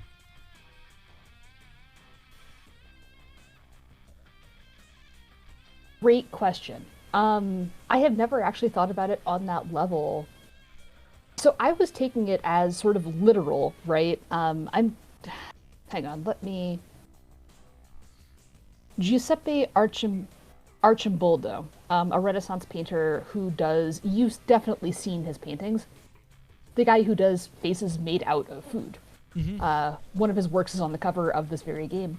And so I was thinking that Jenny is like a vegetable lady in that style, but you're taking it as like, no, she's a giant head of lettuce, and the onions and the cherry cheeks are a metaphor.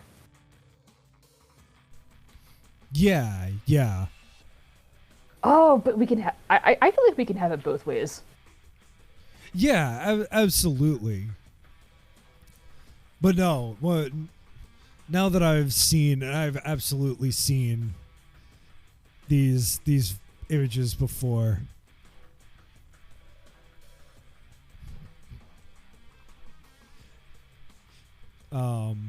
There's something a little grotesque about his work too. Come to think.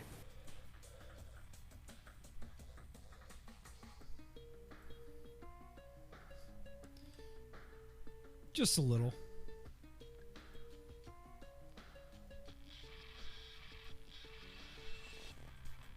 I'm assuming we can't talk to Jenny. I'm assuming we can't as well. Your words slip down your throat.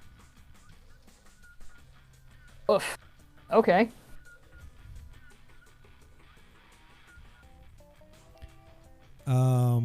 Let's look at the cabbage. Her little charges snuggle in their little beds, bald cabbage heads wrapped in thick cabbage leaves. They coo, they dew, they gurgle, and they mule. These Savoy babes tucked in neat nursery rows. Jenny's at one plot or another attending their chirps. I'm just going to fill this screen with images by the end of this, aren't I?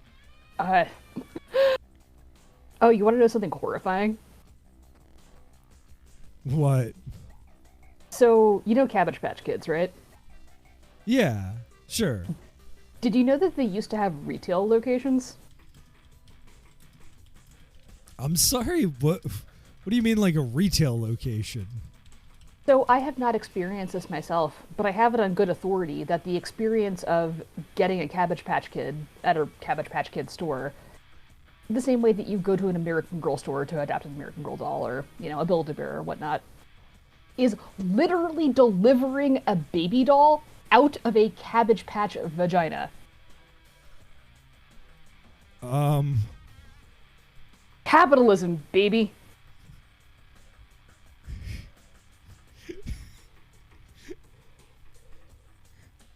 Well, at this point, I'm having too much fun. But,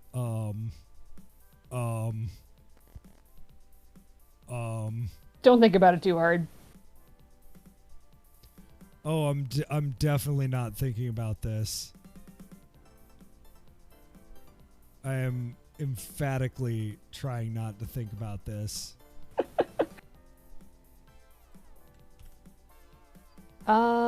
Okay. Because this...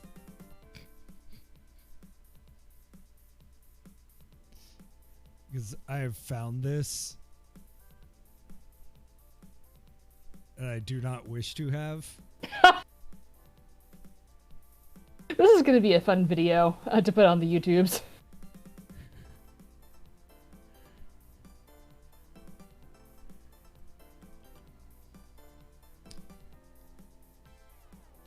Cool. Well, we'll have Nurse Cabbage's loving gaze staring at us as we continue along this horrifying enchanted path. Yeah. Totally normal. Don't worry about it.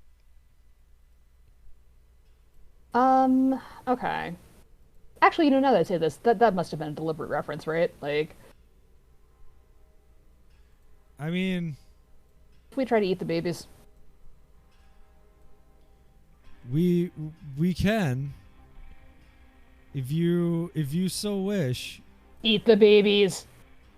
We can do whatever your dream is. Eat cabbage.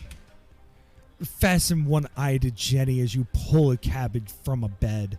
Brush down those leaves. Shake out soil before munching its head. And then notice too late that Jenny's heard the crunch.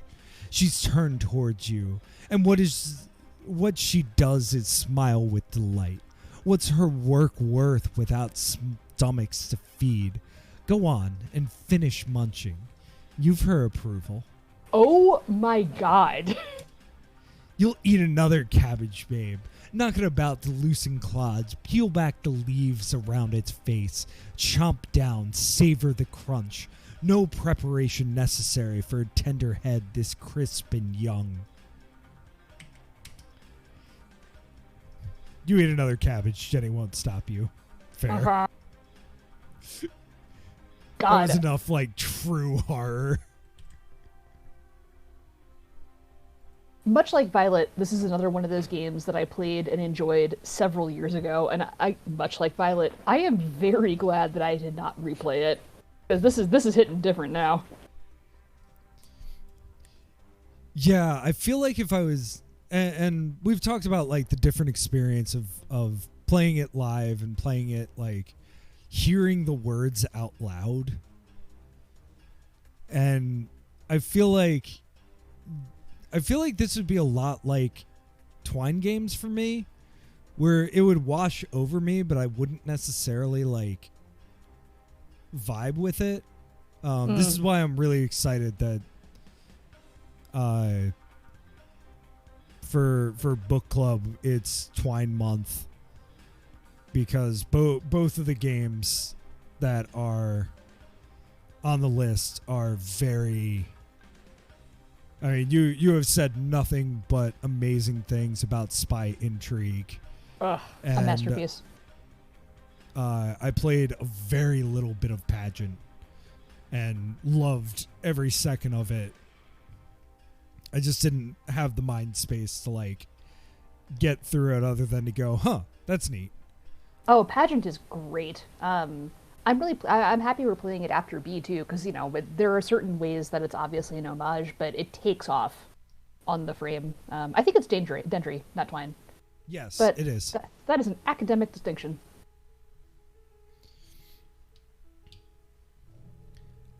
Okay. Well, okay. She's rocking one of the cabbage to sleep, her vines laced into a cradle. Oh, there's nothing to do here but be weird and creepy. I love it. Well, nothing to do here yet. I'm pretty sure we're going to need to eat Jenny at some point. Yeah, I guess. So do we want to go south and see what this gateway and drawbridge are? Sure. If this is inside the castle, what can the outside world be like? You stand before the castle's only gate.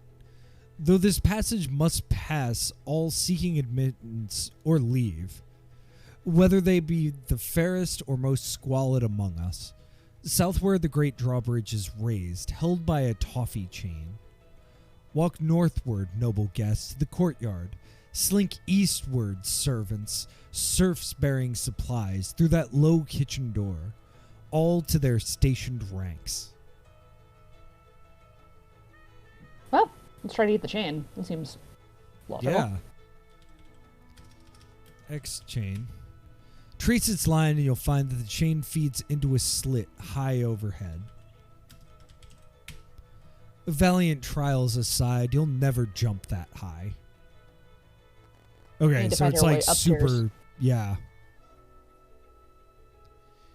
Interesting. What's up with the servants and the serfs? A rhetorical flourish, my dear. I paint them in your mind that you might picture how they come and go. Aristocrats with trains and banners marching into the courtyard. Meanwhile, lower orders must needs access to their own quarters. And here's a side door to their serving realm. Love it. Can we enter the side door? Yeah, we can. We can go east. Nice. Also, you were talking about like parser craft. What a way to say, hey, there's nothing, like, I said a noun that wasn't really meant for you to be examining it. Well, yeah, but like I was saying in book club the other day, it's an opportunity for delight.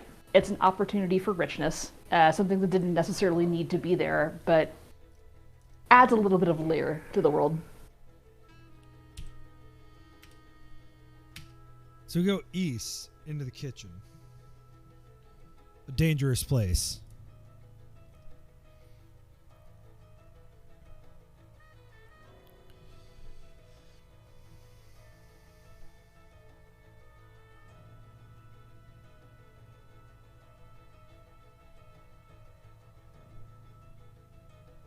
As I'm sitting here mapping really quick. Pandemonium, thou art a castle kitchen. White toques bob as sardine chefs, labor over cutting boards and coals, stirring saucepans, stuffing pastries, rolling dough as flour thickens the air. Footmen teem around counters, poised to carry dishes to the banquet hall. Northward, you could follow the footmen. Westward, a door opens to the castle gate. Stairs wind upward to the pantry and downward to the buttery. Another footman takes Dolma into the banquet hall.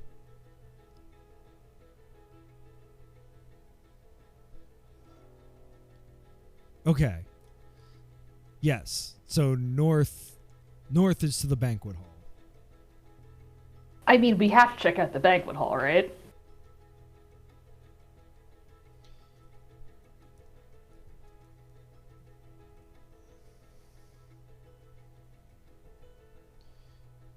Yes. Sorry, my map is very bad now. This is why one should use grid paper. No,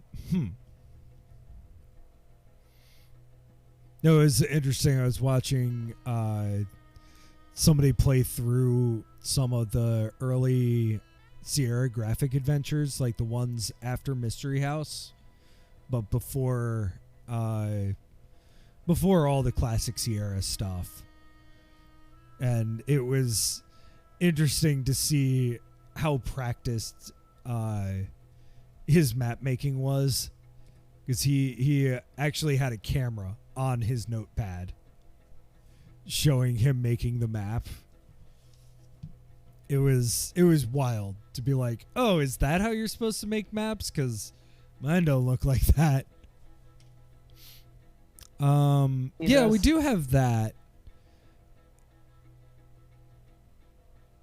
Are you a kind of person that eats cookie dough? Why would anybody bother eating cookies? Okay. I mean... Oh, okay. No, I feel about cookie dough the same way that I feel about a lovely fillet of raw salmon. Which is to say, why would you ruin it by applying heat? It's perfect as it is. Fair. I guess. I am glad that you brought it back around to savory foods. Well, look, I'm an angel here. Like, am I going to say no to a lovely brownie a la mode? Absolutely the fuck not. But no, cookie dough is, in terms of texture, flavor, everything that makes a good food good, superior to actual cookies. Which is to say, it is one of the perfect foods.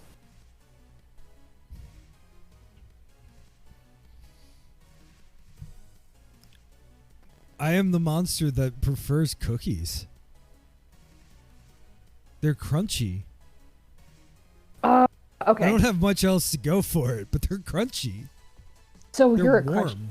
You're a crunchy cookie guy? Like not a chewy cookie guy? Oh, yeah, yeah. Oh, okay. You're a monster. No. I am not here to yuck anybody's yum, but Except for no. mine in particular. Not here to yuck your yums. I will say crispy cookies are an affront to God in his heaven. Wait, Like how do you feel? good shortbread? No, a good shortbread should be tender and yielding.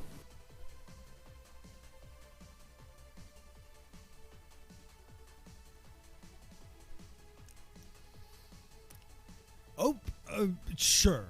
I bet you're one of Yes. those. I bet you're one of those weirdos that eats biscotti without ducking them into something. Oh, God, yes. Well, That more for you. snap, that like, oh God, did I just break a tooth? What about cookie cereal? Oh God, yes. Like Cookie Crisp. Man, I get the appeal, and I recall very distinctly being about 7 and having a bowl of it for the first time at a friend's house at a sleepover, and being like, wait, this is not what the commercials promised me. This isn't what the commercial promised me at all.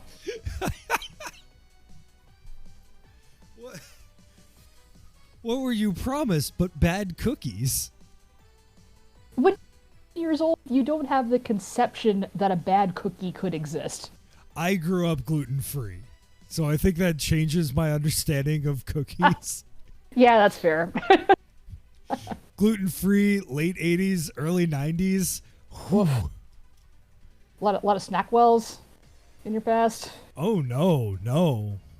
Those are- Pamela's was the big brand for us. Awful. My I can't mother's say- cookies, on the other hand, usually pretty good. Nice. Again, she bakes a lot, so, you know, sometimes they don't come out great. But most of the time, cookies pretty solid.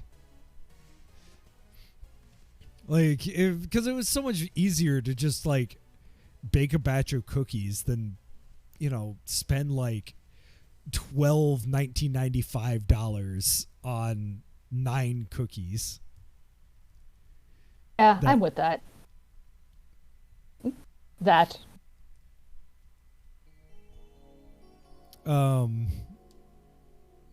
Anyway, so all of that to ask, should we try eating some things in here?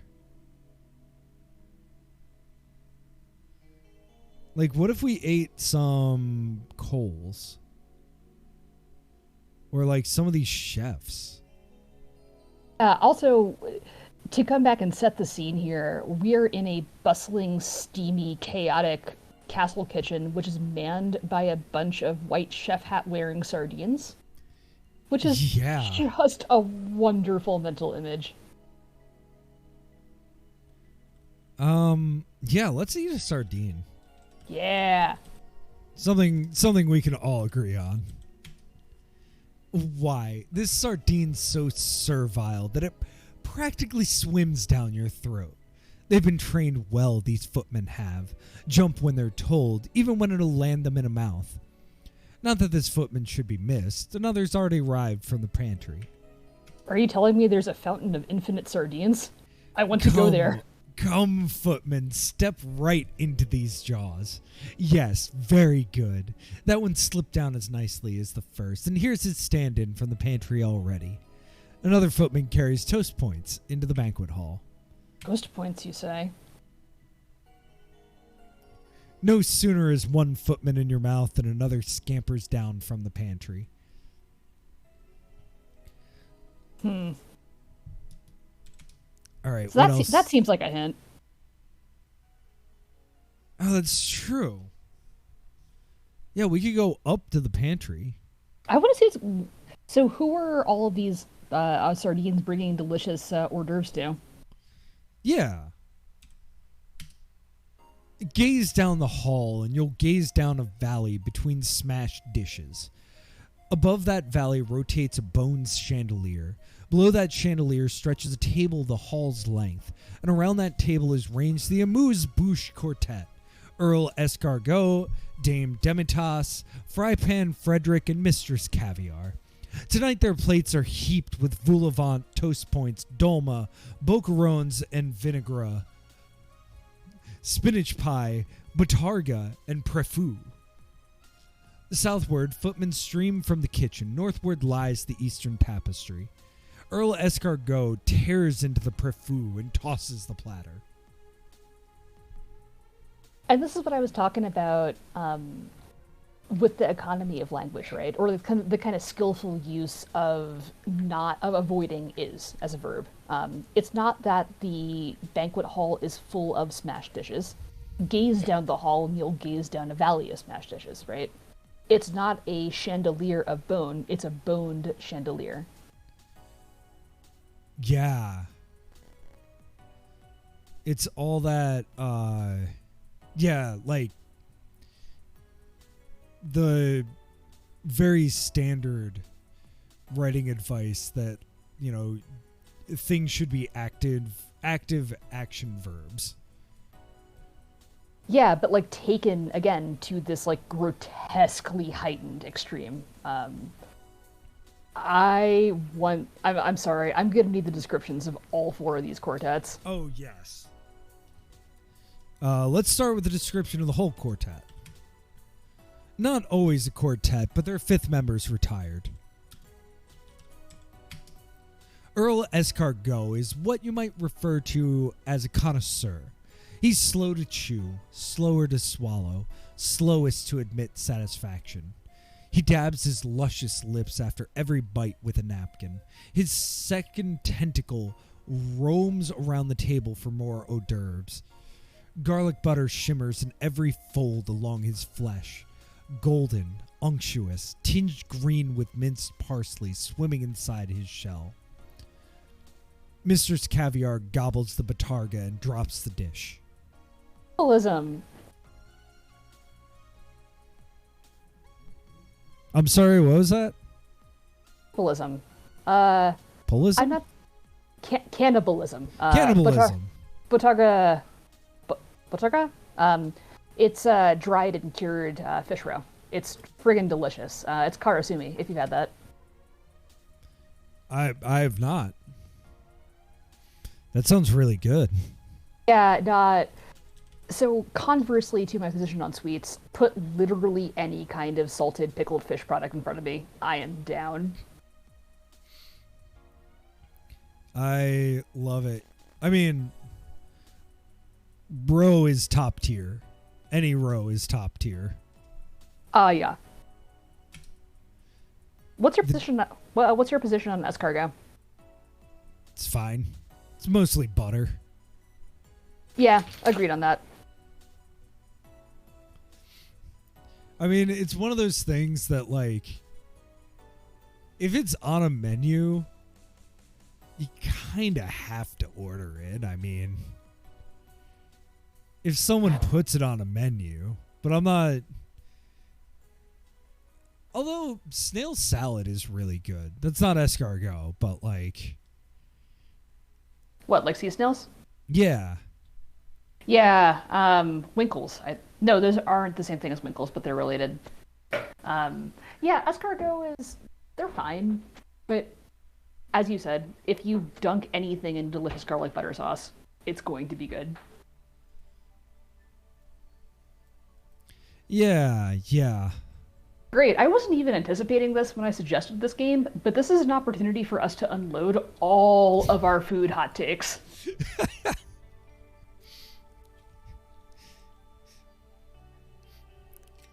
So Dame Demitasse has fine porcelain flesh, veins patterned cobalt blue beneath the glaze, teacup eyelids, ceramic handles curving from her skull, that skull's cap sawn and sundered with coffee brimming inside.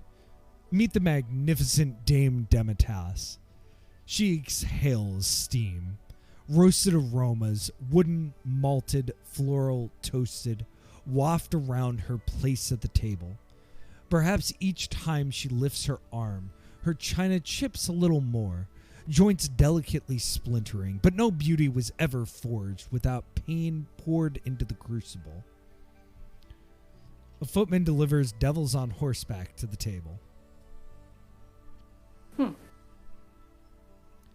Smell dame. A dark aroma wraps you in its arms, rocks you with tenderness. Muscles you didn't know were tense start to relax. Child, that is Dame Demitas's charm. Her sense, invigoration, and comfort at once. Yeah, we have... Oh, sorry. Frypan Frederick engulfs the spinach pie and discards the tray. We have not been making enough use of our other senses. So I've been, stressing all you need is eat to win the game, but you can smell everything here. You can listen to everything here, I think. I wonder if taste is a verb. I'll tell you everything that you need to hear. Smell the Earl. Some noblemen wear cologne, not Earl Escargot. His parsley lends his flesh a scent more rarefied than any bottled fragrance could provide, and that's not even factoring his butter into the odor. All right.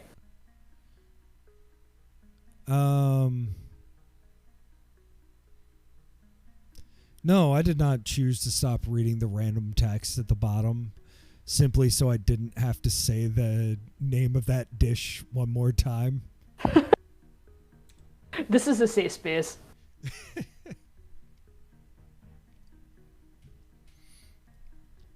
Okay, who else is here?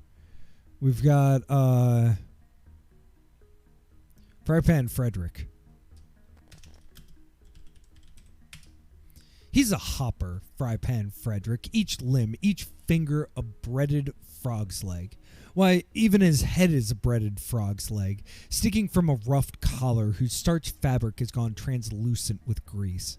Doublet fried crisp, crackos squelching with lard. He's apt to leave breadcrumbs behind. No eyes, poor dear, nor nose, nor ears. That's what you get with a leg for a head. At least he has a mouth, and what a mouth, with human teeth in the hundreds to compensate. Ah. Whoa. What does he smell like? The finest grease fit to oil royal curls, is what Frypan's been fried inside. It's thick and rich enough to make even one whiff a greater meal than many a peasant might eat inside a week. Are these supposed to be the hors d'oeuvres? I don't...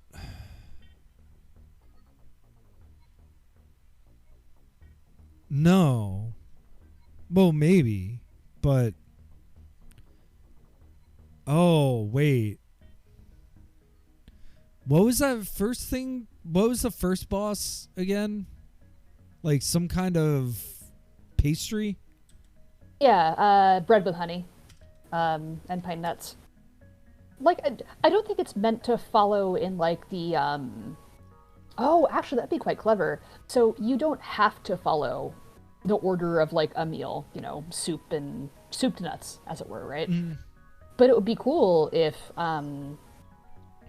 the suggested order was embedded in that. I guess, where does the milk come in? You're not necessarily sitting there, like, drinking a big frosty glass of 2% at a formal dinner. No. But I wonder what the goal is.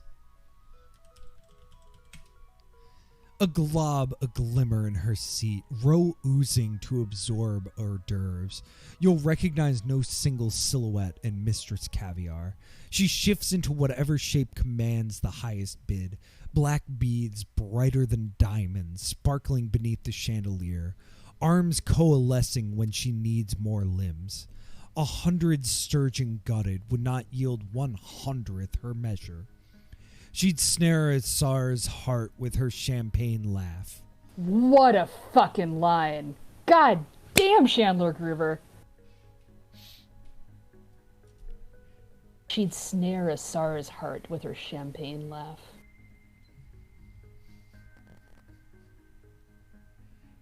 Yeah. Fuck me, it's like a line from Natasha and Pierre.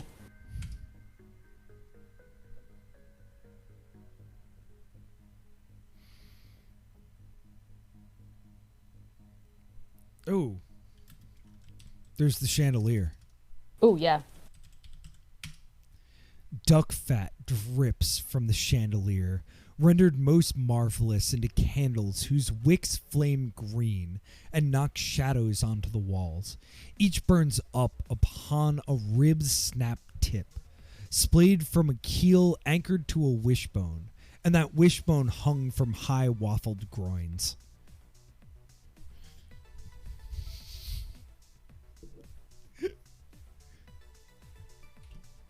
Just every time I read any of these, it's just so, like, Much.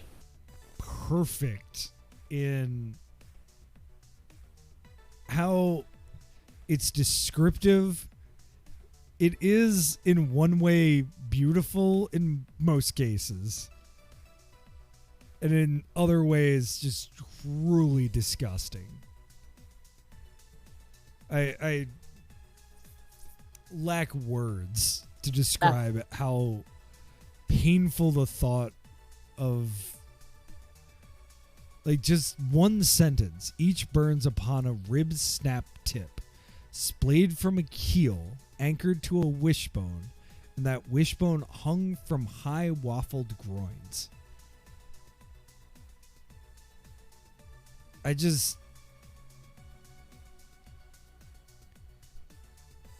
Yes. Just yes. And said that the heart of humor is surprise. What makes things funny is that you're expecting something and you get another thing. My personal favorite form of humor, the pun, is the simplest form of humor. You're expecting it means one word, but it's actually the other word. And when you juxtapose this kind of luxurious, beautiful writing with the vulgarity and horror of what it's actually describing, like, the effect is not exactly funny, but it's not funny either. Yeah, entirely. No, I mean, I definitely... This is a truly... I mean... There have been all sorts of things that, if it were even a slightly different game, I would find really uncomfortable, really, like, genuinely be like, hey, pretty major trigger warning. But the way that it's written moves it beyond the actual content. It's creating an atmosphere, right? Like, it's lulling you into its charms. And, you know, once you're in for the ride.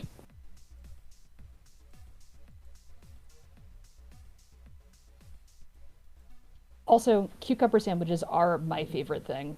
Can we take a look? Yeah, we can try.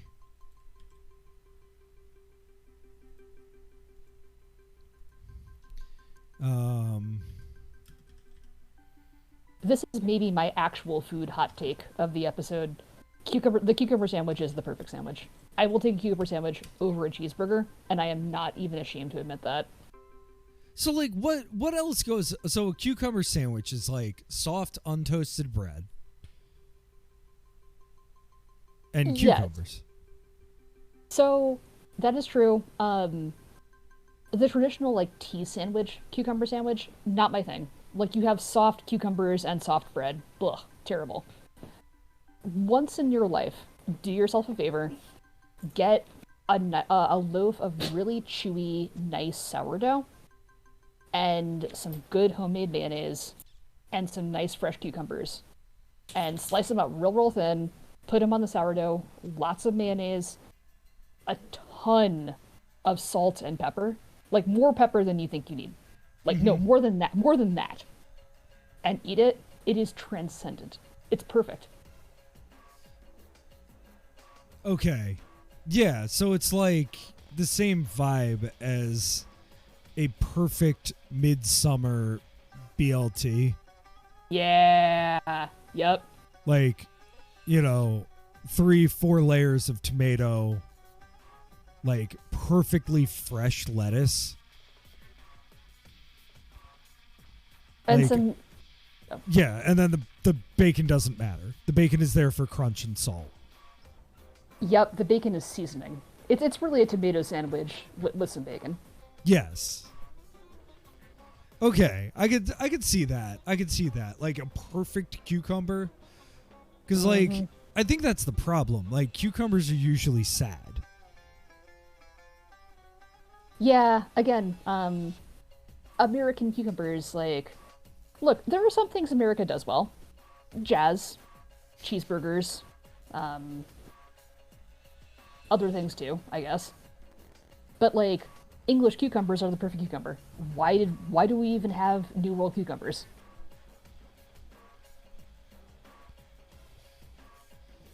What? Wait. What's an English cucumber versus... They're the really long, skinny ones that come wrapped in plastic at the grocery store. They actually taste like something instead of crunchy water. Huh. Interesting. Yeah, I think I've only ever... I mean, other than, like, cucumbers that you turn into something else. I mean, let me be clear. I have made, at this point, probably 10,000 cucumber sandwiches in my life. They work with American cucumbers. It's fine. They're going to be delicious. But the English ones are where it's at. Or Persian. This has been just, like, shout-outs to British cuisine. Yeah, I'm actually very okay with that being the theme of this episode.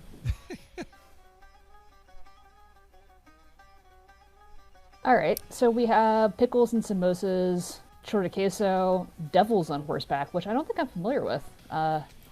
Mozzarella sticks, hell yeah, and vol au vent.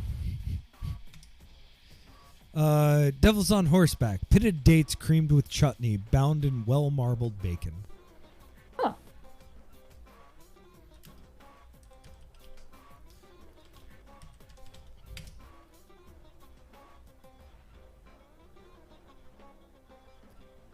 Maybe ex-battered? Oh no, Demitas just ate it. Oh. Okay, so the footmen are bringing out new appetizers, like turn by turn by turn. I wonder how many there actually are. There's Gravlax. Gravlax. My love, give it to me. I should have had dinner before we recorded. Eat Gravlax. Fry Pan Frederick nudges you away with a crisp leg. Shit, Freddy. You get between me and some Gravlax, you're gonna draw back a nub. Have you ever been kicked by a frog's leg before? Now you have. Fry Pan pulls one knee backwards. There's a crocow in your gut, and the wall takes your breath upon impact.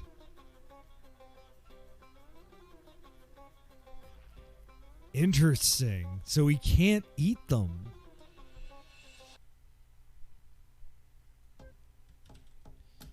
Eat caviar? Appreciate the finer things, asked Mistress Caviar. Care for a little nibble right here, love? A little taste? I'll have you know I'm unavailable, nor would my friends enjoy seeing me mistreated.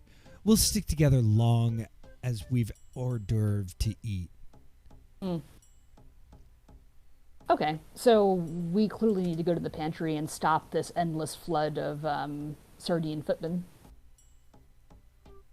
Yes. Okay. Because they don't have feet. That's funny. So we could go up, which is where they're coming from, in the pantry. Or we could go to the buttery. Oh. I mean, that seems obvious. Down here, the air is cool and dry and still. Along the walls are stacked the castle's butts, racked upon rack. Enormous barrels corked to keep fine beverages in store. The greatest barrel is big enough to contain 100 smaller. Butt? Each butt's emblazoned with an emblem to note what the barrels hold, although it'd take an alewife in the know to sort through them. Apart from the greatest barrel, here's a smaller barrel stamped with a dragon, and another with a bear, and one painted with a harlequin. Interesting. Oh, okay. Okay, so That's what it means by buttery.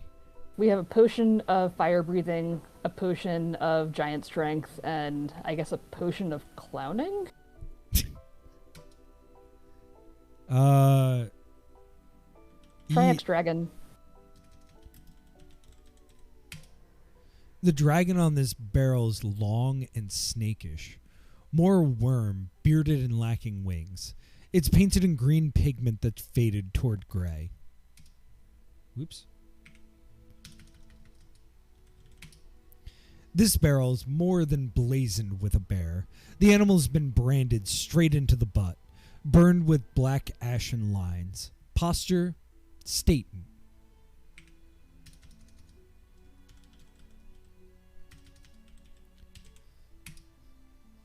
Cheeky's the harlequin stamped on this butt. The picture's checked in yellow paint and represents the fellow with a bottle tipped to funnel liquid underneath his domino.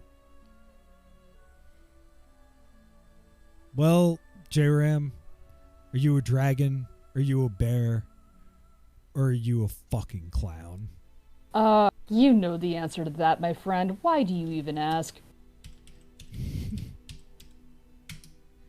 Lemonade flows from the harlequin's hogshead, refreshing streams, tart with citrus, chilled, sweetened with sugar. There's crushed ice mixed into the drink, and it's crushed twice between your teeth. Sounds lovely. Oh, God. I literally got a chill thinking about someone in another room chewing on ice. Okay. Let's try to eat the bear. Turn the barrel's barrel tap. Kvass bubbles over your tongue, fizzing with carbonation from black bread fermented to sour sublimity. That tangs delight, if delight's something someone could barrel. Kvass, for the good Slavic taste. Alright, what's in the dragon? Green tea pours from the dragon's tap, piping and steeped precisely right. Its warmth spreads through your body and its flavors clean and bracing with the slightest bitter hint beneath the humblest sweetness. It's Interesting. not butter, so I was momentarily confused as to why these three barrels are not, delicious butter. But no, because it's full of butts, barrels. Yes. Of Along stuff. the walls, so this is now that you have read the pretty one, here's the less pretty version. Down here, the air is cool and dry and still. Along the walls are stacked the castle's butts, rack upon rack, enormous barrels corked to keep fine beverages in store. Is that the same that it said? Did we both totally miss the beverages part? Yeah, that's the exact same thing it said. Fair. Okay. So we have green tea, kvass, and lemonade. Love Yes. it. I guess theoretically, if you drank enough kvass, you could get drunk. All right. So let's, I guess, go to the pantry and check out where all these sardines are coming from. Is it gonna be from a giant sardine can? Stoop. You'll knock your head on vegetables above. Enormous bundles that drape from the ceiling's beams. Here are eggplants in a clump, and turnips rocking where you've nudged a brace. Northward, a door leads into a storeroom. Westward, you'll find the gatehouse. And downward, a stair spirals into the kitchen. Okay, so I bet if we go west, that's where the toffee chain ends up.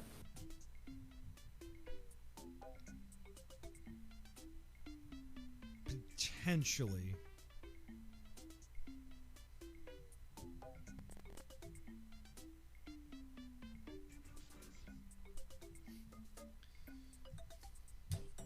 Cool.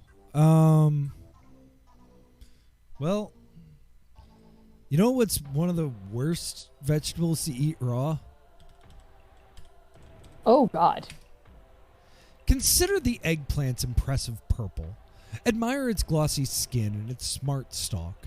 It's just the thing to signify breeding and taste without overstepping its rank in the vegetable realm. Ideal fashion for a servant. Why, hello. Here's a sardine from the storeroom. Slips inside an eggplant skin quite like a footman in that purple livery, and then wriggles downstairs. Let's eat some raw eggplant. Oh, for God's sake. Oh, interesting. Well, Let's eat that rind. you devour the Gloucester rind. Eat eggplant. Burrow into an eggplant. Eat out its spongy white insides until the purple peel's empty and you can ease into its skin. Yes, what a regal uniform that eggplant makes. Quite refined livery. Okay, so I wonder if we need to disguise ourselves as a footman and give them something bad to eat then.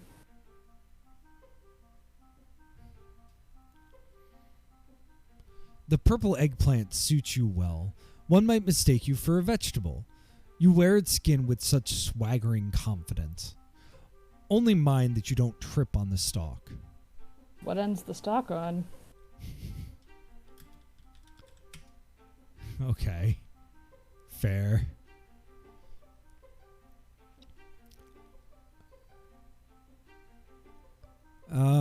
Okay.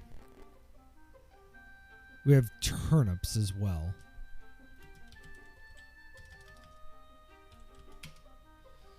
A turnip's an industrious tuber. No nonsense. It's prepared to work. You'll be hard-pressed to find a vegetable more wholesome or agreeable to grow, or one whose white root makes a better chef's toque and white coat. Interesting. Oh, so we could be a... Alright, eat turnip. Let's eat our eggplant first. Yeah. Okay, so we need to disguise ourselves as a chef and do something, and then a footman, presumably. Also, turnips, very underrated vegetables. Oh, yeah. No, big turnip fan. Cheap turnip greens, top tier. Delicious. Yeah, man, shout outs to turnips. I think we found our channel's tagline. This is absolutely like this is the worst fucking game for us because we're both just like, ooh, turnips. Yeah, I feel sorry anybody who's gonna listen to this on recording. I just want to see what Chandler Groover has to say, not what you chuckle fucks have to say about turnips. I'm sorry. He called them an industrious tuber. No nonsense, prepared to work. I think that's all of our love of turnips right there. Let's go to where those footmen are coming from. I want to see the mother sardine. Yeah, okay. Is it from the storeroom? Yes, hurry's from the storeroom. Not a chamber often visited by the nobility. 5 metal tins against the walls, lined in neat rows as barracks beds. One lid has been halfway uncurled, and there beneath its foil sardines slumber in oil. They'll stir when they're needed downstairs. Eat all the sardines. Heavens, yes. Why not sample some sardines? One slips right down your throat, leaves your lips smacking with oil. Another slips down as deliciously. They come packed in tins for a reason, you see. They know that one's never enough. When you're done, you have emptied a tin. More sardines, please. Another tin. You peel its lid backward to inhale the oily flavor that wafts from within. Their eyes are open, but they're fast asleep. These sardines can sleep in your belly once you've swallowed them. 1, 2, 3, 4. Let's stop counting. How many come packed in a tin? Not enough. me with fucking sardines. Yeah, truer fucking words. Let's try again. You've developed a taste for sardines, it appears. Plunge your hands quick into another tin. Raise out the oily slumberers. Hold them over your mouth and slurp them down. They don't object.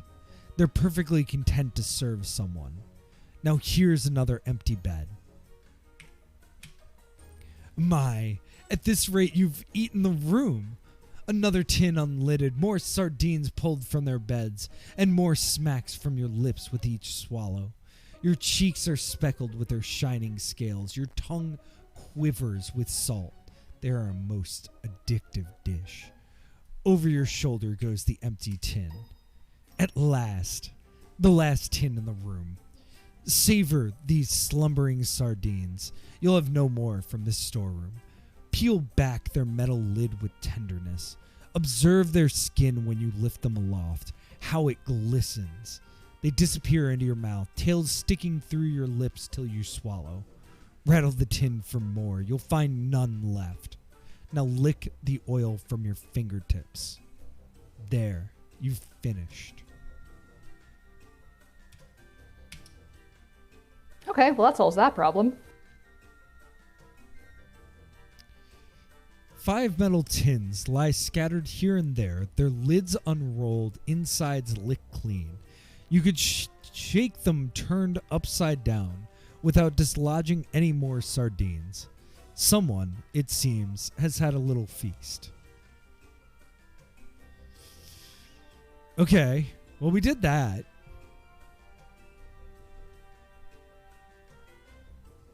The game wouldn't offer us 2 opportunities to dress up if we didn't need both of them. So what are we wearing the turnip right now? No, we were wearing the eggplant. Are there more eggplants in there? Probably. Yeah. Plenty of eggplants, plenty of turnips. Cool. Well, if we're in the eggplant, let's go downstairs and see what happens with each one. Yeah.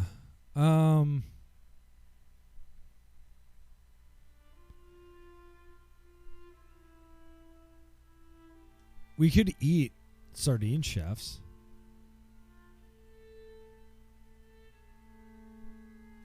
But no, let's go north. I think you're the right call. I think I realize what we need to do. But yeah, let's poke around a little bit.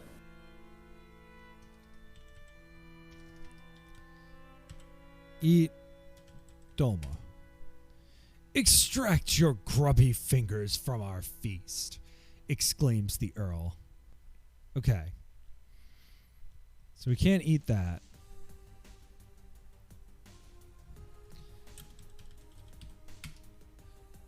Yeah, so the footmen are sardines, in eggplant livery. Sometimes they slouch, it's true. What can you do about your posture when you're a herring on land? But otherwise, they're excellent servants, expedient, focused, dependable.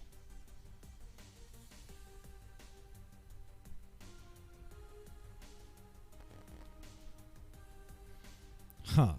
Okay. I don't know. What are you thinking?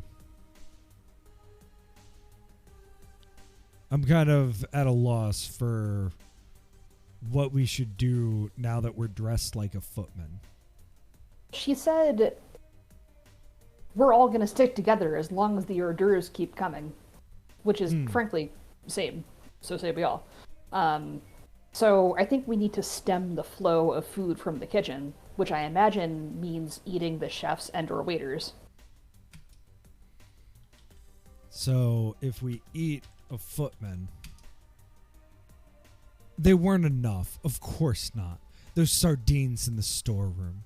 Not when the kitchen's still crowded. Not when you could reach out, pack more between your teeth as they were packed into their tins before.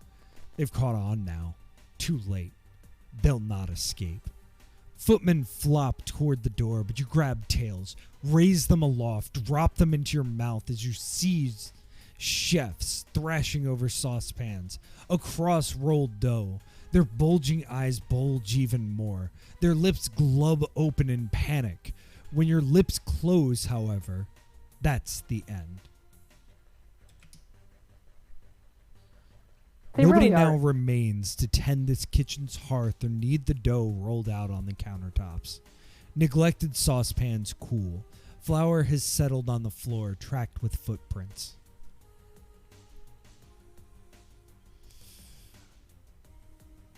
They really are a bit boorish, aren't they?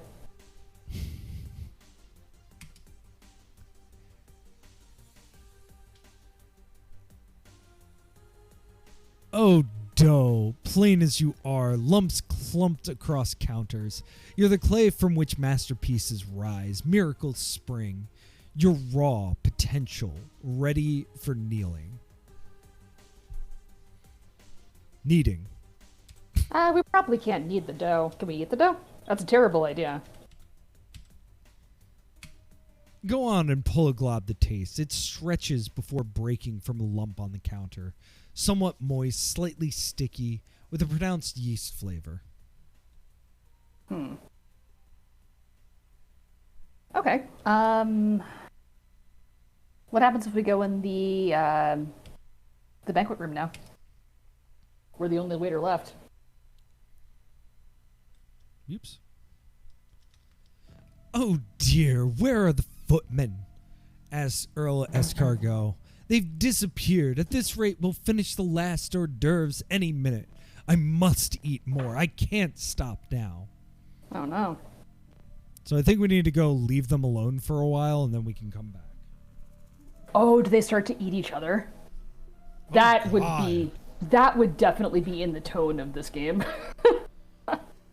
Yeah, let's leave them. Let's go up and go into some of the rooms. I'm kind of tempted to stick around and see what happens. Okay. But maybe we do need to leave them. Let's wait for like 2 or 3 turns. You consume time. Don't start eyeballing me, says Mistress Caviar. Get any fresh ideas and I'll get some fresh ideas to match yours. Perhaps I'm getting fresh ideas now. You're not the only one who eats hors d'oeuvres around this place. Frederick Frypan reaches for the vol au vent, but the Earl ensnares the plate, tugging until he's shoveled everything into his throat. Frypan watches with a forlorn ribbit. You're such a handsome frog, Frederick. Did you know? Asked Dame Dematas. Bones with good meat on them and fried up in all the right places. A lady could just gobble you up. Give that to me, says Mistress Caviar, holding the battered mozzarella as Earl Escargot attempts to rip the platter from her roe. His tentacles slip loose and she engulfs the dish.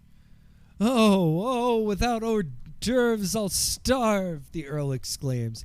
I'll shrivel in my shell, I'll waste away. Me at any event serving food.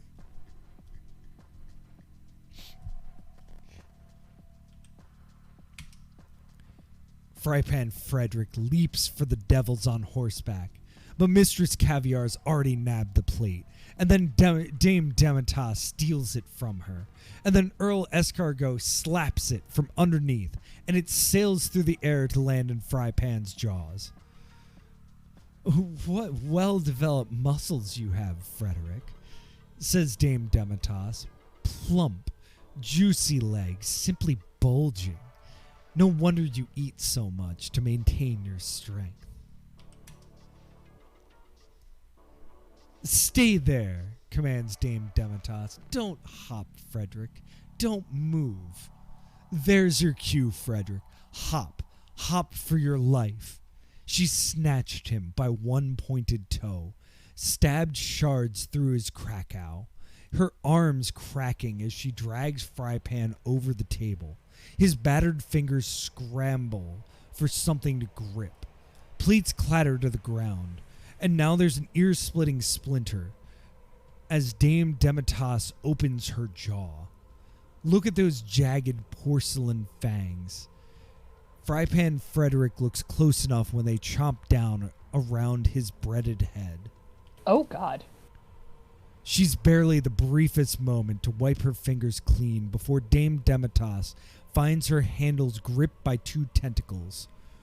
Release me, escargot, you pulmonate! No point in protest now, darling. He's got you tipped. There's your skull on his buttered lips, and into his great gob you've been guzzled. You ought to see his throat convulse with every struggling swallow. Such glistening, flexible flesh, limbs pressing outward from within. Hands, yes, visible hands, pushing against his inner skin. He dabs his lips again with his napkin. Oh dear, oh my, oh no, whimpers Earl Escargot. He's stuck, you see, in something slathered underfoot that quickly rises overhead to encase his enormous shell. He lifts his tentacles, useless. He strains his fleshy neck skyward, eye stalks elongating, only to have dark sludge bubble higher around his head. How pitiful to see his napkin wave a truce's flag. It's sinking slowly into the black mass as Mistress Caviar reshapes her row with the Earl enveloped. At last, she closes over him entirely. He's had that coming for a while now, says Mistress Caviar. Why don't you come here, love? Asks Mistress Caviar. Her row begins to seep across the floor, but then Earl Escargot wrestles, and she must recombine to keep his tentacles contained. Jerem, how much longer do we want to wait? This sounds like it's going very bad for us. I mean, I feel like the game is to wait out all of them eating each other and then eat the last man standing. Or last mistress, as it were. Okay. What I'd give for some more to eat. Oh, for God's sake. Okay. Yeah, let's eat the caviar. Lovely, says Mistress Caviar. Yes, snuggle right here. Closer, sweetheart, closer, and I'll show you a good time. Let me just wrap my row around your shoulders. Wait, don't bite. That doesn't mean to bite harder. No, don't swallow. Her black pearls almost purr as you pack them into your mouth, rolling across your palate, popping with rich salted bursts. You hold the sea upon your tongue. You hold the rarest sturgeon's ancient taste, subtle as butter, decadent as macadamia, mild, refined. Earl Escargot surges free as you devour the caviar. I would murder somebody for a salmon roll right now. Oh my, the glimmer in your eye, I don't care for it, says Earl Escargot. Actually, I doubt we would agree with each other. No, put that fork back on the table. A fork won't do you any good. Oh no, there's no need for a fork. He rocks back with a crash. Upward you roll atop his shell. Fork plunged into his face, yanking the Earl out yard by yard to rehouse him inside your mouth. Garlic butter and parsley drip between your teeth. I should never have been so succulent, are his last words, and then you tilt his shell to slurp the sauce. Across the floor, skin fractured, spills Dame Demitas. I knew you were suspicious, says Dame Demitas. It's the dungeon where you belong. You'll bleed for this. Cream, banish it, and sugar, sacrilege. Her body's brewed with depth blackness alone could sound. Down, down, you drink her coffee, and down, down, your taste buds plunge into a richness roasted, velvet with flavors imparted by the darkest drips. All that's bitter is glimpsing her bottom once you've drained it. Nothing remains but shattered porcelain with cobalt veins. Frypan Frederick hops from the broken heap, his hops lopsided, some tendon twisted. Zounds, sirrah!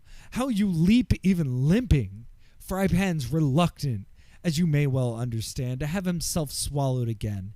He jumps onto the banquet table, crouches, rotates on all his haunches, and outshoots his tongue to batter you with fried batter. Crumbs scatter. Stumble back. Regain your balance. Never surrender. Pounce, my dear. Pounce before Frypan pounces. No, not here. Here. No, not there. There. His fried legs fly over your head. Dishes break when he lands. He's left, right, near, far, tripped. Yes, tripped on his long pointed toes. Haute couture takes another toll. You have him. No, you don't have him. He's leapt to seize the chandelier. He swings most wildly. Oh, forgot. Oh, we almost have him. Do you want to try one more time? Yeah. I have a thought if this doesn't work. Alright. You must know what you want. Well, maybe, perhaps, not this or that, something else. We don't care for it, but on second thought, take it away. No, bring it back. Enough. You'll eat what you've been served and you like it. You jump. Shadows race across walls, chased by the swinging chandelier. Frypan scrambles higher, but your teeth sink into his ankles. His tongue entangles the candlesticks. No more swinging. He's straining as you yank him down. Each gulp another tug. Tender meat shreds. Grease coats your throat. Breadcrumbs crumble. He croaks.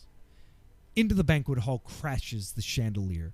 Tables smash. Ends upturned. Cutlery raining as the ceiling collapses. Sardine tins tumble through the broken storeroom floor. Discarded dishes slide to bury everything in shattered crockery.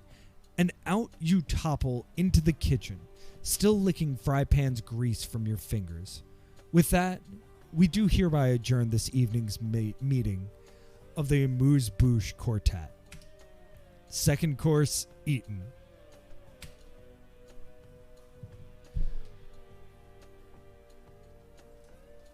As opportune a time as any to do a union break. I am going to go eat something because I am, for some unaccountable reason, absolutely ravenous now. One of the reviews of this game said this is not a game to play while eating, and I'm just like, are we playing the same game? We'll see.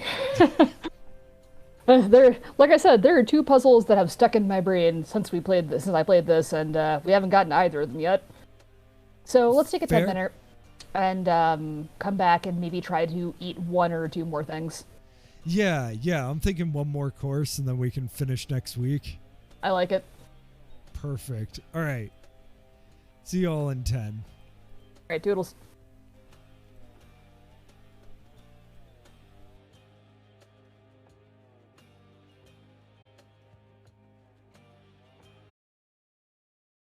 Okay. All right. So let's eat more stuff. Is that what we're trying to do here?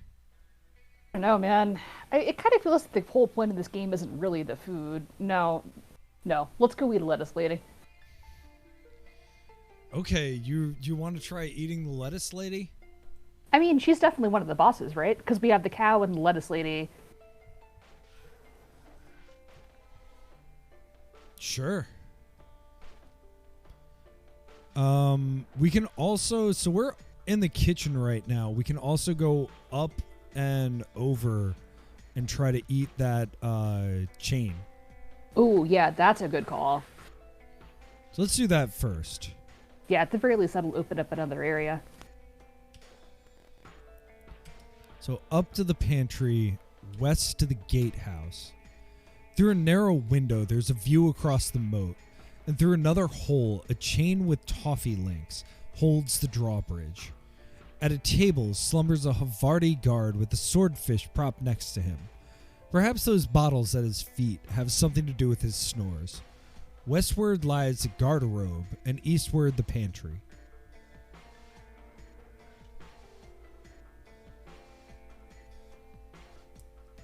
So, okay, well, he's sleeping. So let's look at the chain.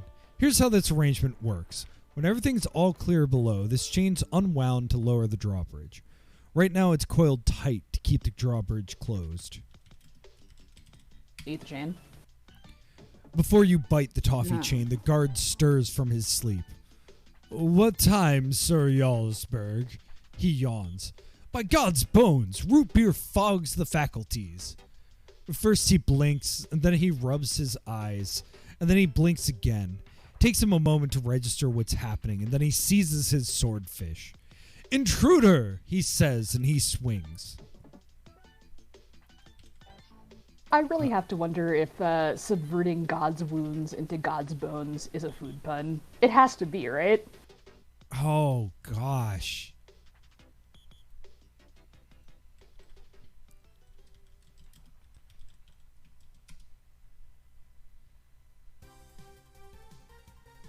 Yeah.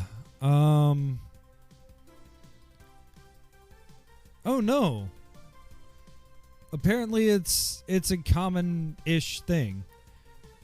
By God's bones, or by the blood of Christ. These were the really bad words. According to Melissa Moore, author of Holy Shit, A Brief History of Swearing. Interesting.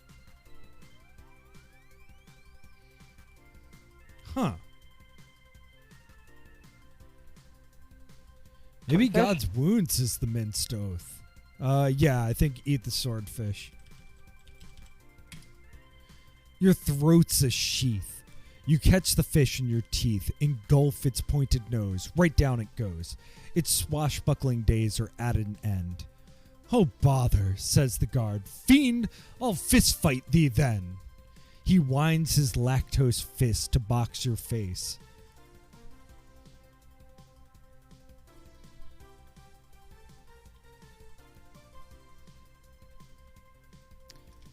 Well, I guess eat the guard?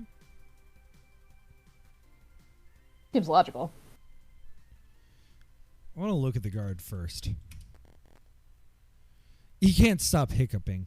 Havarti's no hard cheese, but he's gone softer than ever from that root beer. He wobbles, holds his head as though it might roll to the floor.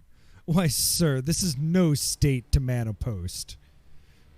The guardsman's still extremely drunk, and thank goodness. His fist scarcely connects to clip your shoulder before he's stumbled sideways with his balance lost. Our guard might flail his fists however he pleases, but his Havarti's no match for your appetite. Mercy, hiccup, he says, but he's inside your mouth. You've gobbled his knuckle sandwich. Too late. His soft, smooth texture almost melts. He'll prove no further hindrance tonight. Well, now we can eat the chain.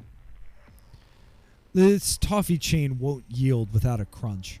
Put your jaw into it. You bite and gnaw and nibble, yet its links don't break. Most seem slightly too strong to chew, but there's always a weaker one. Just keep going, yeah? Yes, keep chewing that chain, darling. Eventually, you'll find the weakest link. Persist, my dear. You're almost there. In a few more bites, this chain is positive to snap. Your tongue probes for a fracture. There, you bite. Broken links lash and rattle through the gatehouse hole. Below, there's an impact to make the castle quake as the drawbridge descends, and buttery brown sweetness floods your mouth to stick between your teeth. That's toffee, always sticking somewhere. When you're done, you pick out the pieces.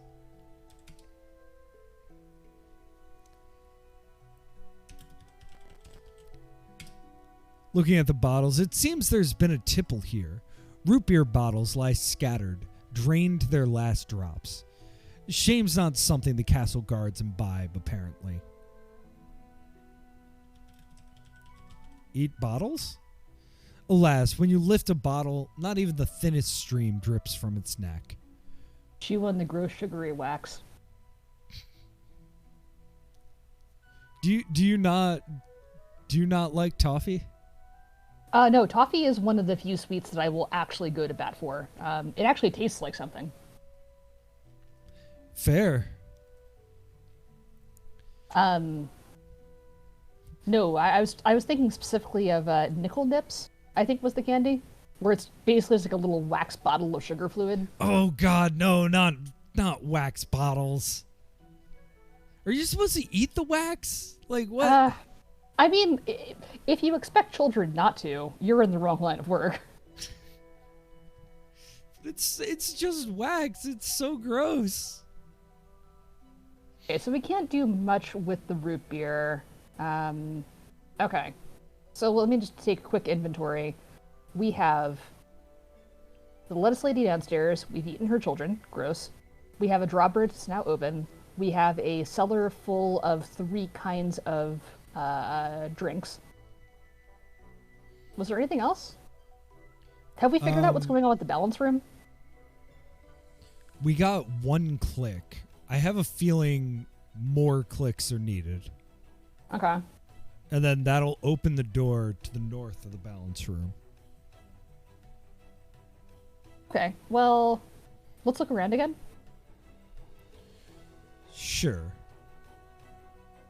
Through a narrow window, there's a view across the moat. Another hole once ran a chain to the drawbridge. No more. Root beer bottles lie tumbled beneath the table. We can go west to a garderobe. Oh no. Do you know what a garderobe is? Unfortunately, I do. What's a garderobe? Go west and you'll see, bud. In this room, there's a bench. And in that bench, there's a hole. And that hole opens above the moat. Another guard's bent over the privy. Oh, see him heave. Oh. Well, my word, this Jarlsberg guard's gone green. Blame drink. Always blame drink. Knights with cow's milk for blood can't be expected to hold their root beer. Sir Havarti, he groans. I'll report back anon. We're gonna get drunk if we eat him, aren't we? Is that a bad thing? We have eaten a lot. Al, we have a bottomless hole in our tummy. That's true. Sir Havarti, thou art not Sir Havarti, the guard exclaims. He's still bent over the privy and seeing you's more surprised than he can afford. Step forward to catch him, but no, you're too slow. He's already pitched head first through the hole. Down he goes into the darkened moat, but there's no splash, only a squish, and then silence. Oh.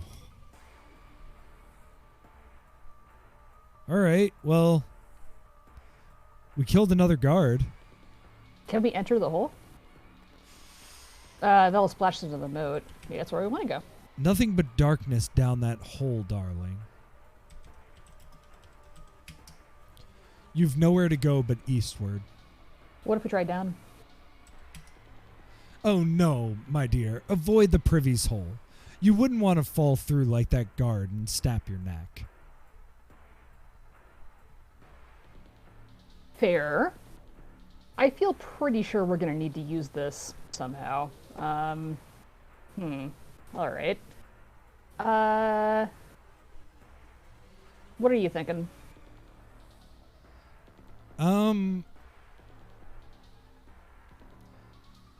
See, my honest feeling is that this is just scenery.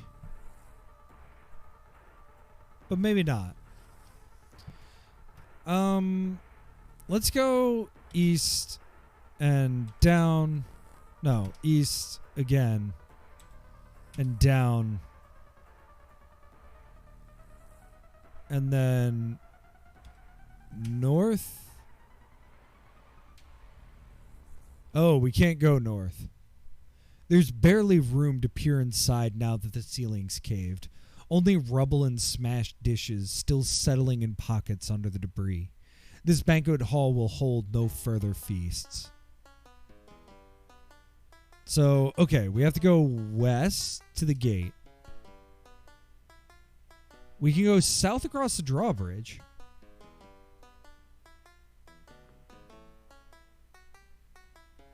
But my instinct is to head to the balance room.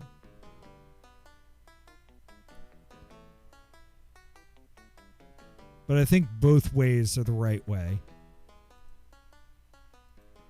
The balancer, because we've eaten a bunch more stuff, so maybe we'll get another click. Okay.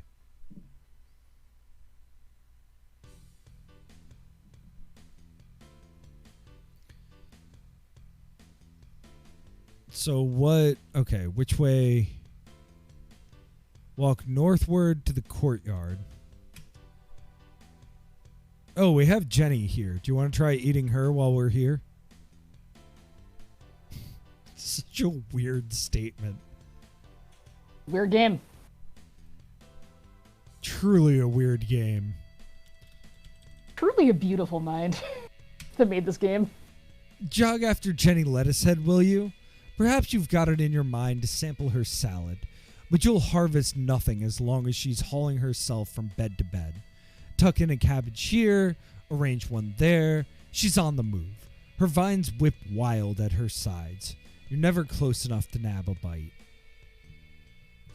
Now, with the veneer of weirdness that the setting and the language has, the puzzles are remarkably well clued and remarkably straightforward, right? For the guard, we needed to knock him off his stool and get armor, right? For the quartet, we needed to staunch the flow of hors d'oeuvres and get them to eat each other. And now we clearly need to make Jenny stay in one place. How would we go about doing that?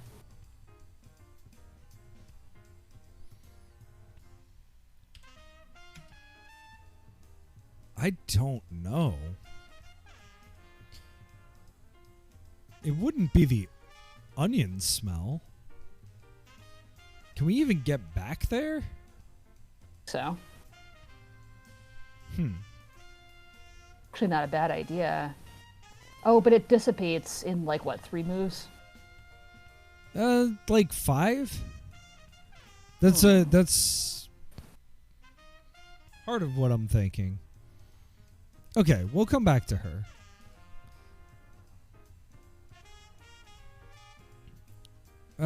Okay. Northward. Balance gallery. X the floor. Your reflection. Now you begin to put on weight, darling. Those 2 courses have already done you wonders. Nice. You've got 4 more waiting. As you stand in the gallery, the floor sinks and you hear a hidden contraption click, click. Okay. As you were saying about it, the puzzles being clearly clued. Like, and I don't think it. So I think in a different game, having the puzzles that clear would be a negative. Like sort of in that twiny way where you just kind of like move through the story instead of like feeling very active. Yeah. But the world here is so complex and the language is so dense that the guiding thread is actually needed and appreciated. Yeah, totally. Okay, so we have the cow. And Jenny, and I imagine there's probably at least one more outside of the gates, huh?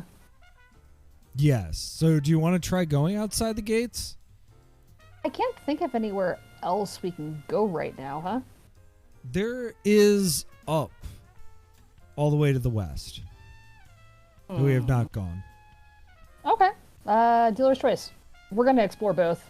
Just question of which one's first. Yeah, I'm really curious what's outside the gate. Whoops.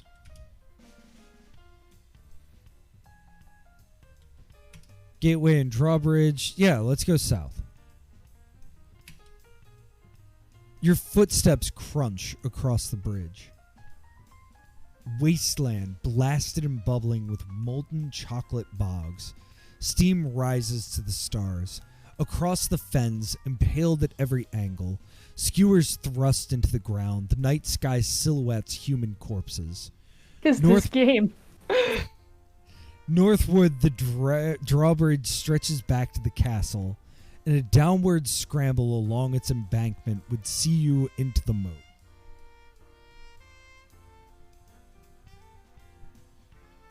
So, here's desolation, darling. Here's conquest.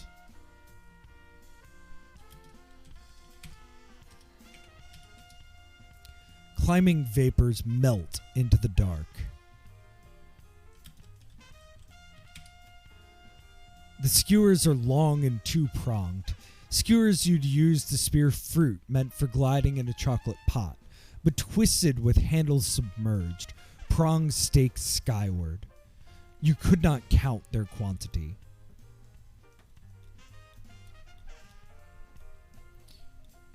Huh.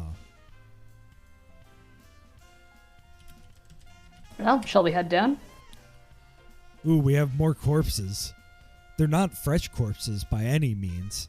These have been left to rot. For such a span, their skin shrunken, muscles withered to bone-stuck strings. Enemies all implanted for a cautionary wood. Challenge the castle, here's what happens. Ugh.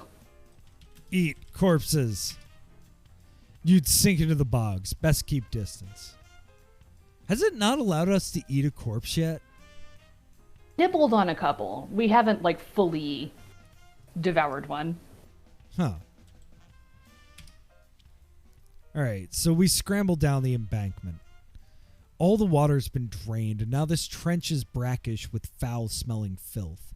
You'll spy the garderobe above, projecting from an upper floor, streaks running down the castle wall to form a great night soil mound below. Protruding from this mound are a guard's legs. Upward, you could scramble back to the fens. Eat leg. Poor soul, he'd never guess he'd pass the pearly gates through her privy. Waste not, want not. A fine motto. Once you've withdrawn him from the muck, you devour his Jarlsberg arms. He's mild. Too mild, perhaps, considering how deeply the moat's filth has already imbued him with its own flavor. That nutty aftertaste would be more pleasant with alternate scenery. Ew.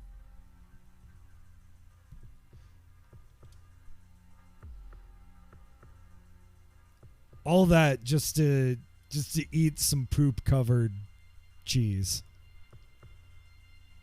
Yep.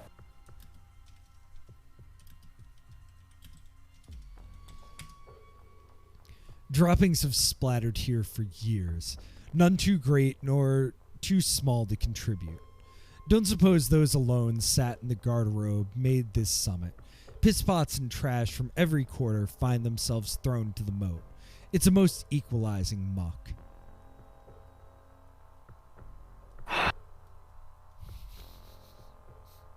I hate to say it.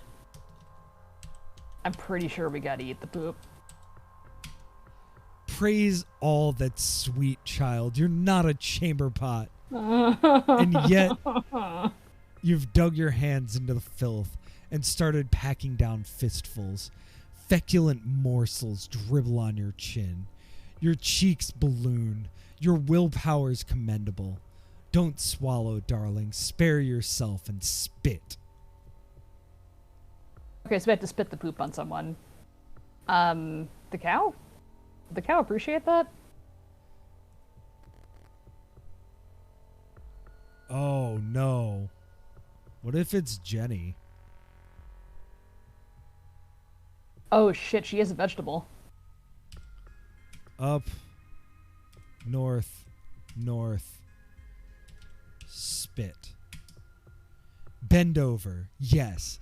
Heave out the filth. Puke everything into a steaming pile till your mouth's empty. Now wipe your chin and stand aside. Jenny's at hand. Vines slither through the midden that you've made. She smells it, Jenny does. Manure fit for pomegranate queens and cabbage kings. She'll have that feast, or this garden's not her land to commend. Her Lettucehead crashes across the yard. She plants herself, tendrils surging to scoop the filth into her yawning maw. We can eat her. Perhaps she's planted in one place, but Jenny's vines still coil at her sides. Dodge left, feint right. They've found you and they throttle you, lashes snapping your backside as you skedaddle.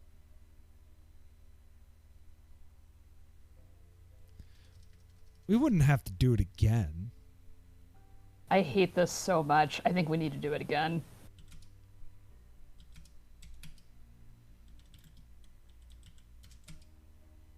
Oh, darling, please restrain herself. Only a morsel if you must. You've done enough spitting tonight. Now you swallow night soil and smack your lips. Okay, so we don't, but we did eat poop. Yeah, no. No. Hey, protagonist, off. Don't eat that. No.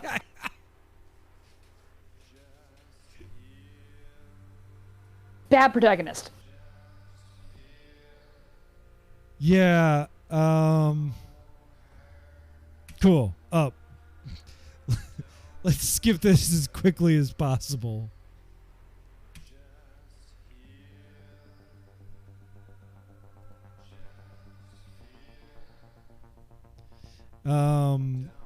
Interesting.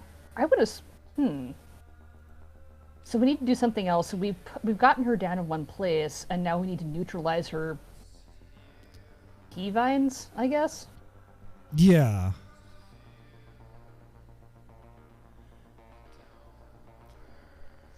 Let's go explore outside. Maybe there'll be an item that we can use for the next puzzle. Yeah. Oh, that was outside. Fuck me. All right.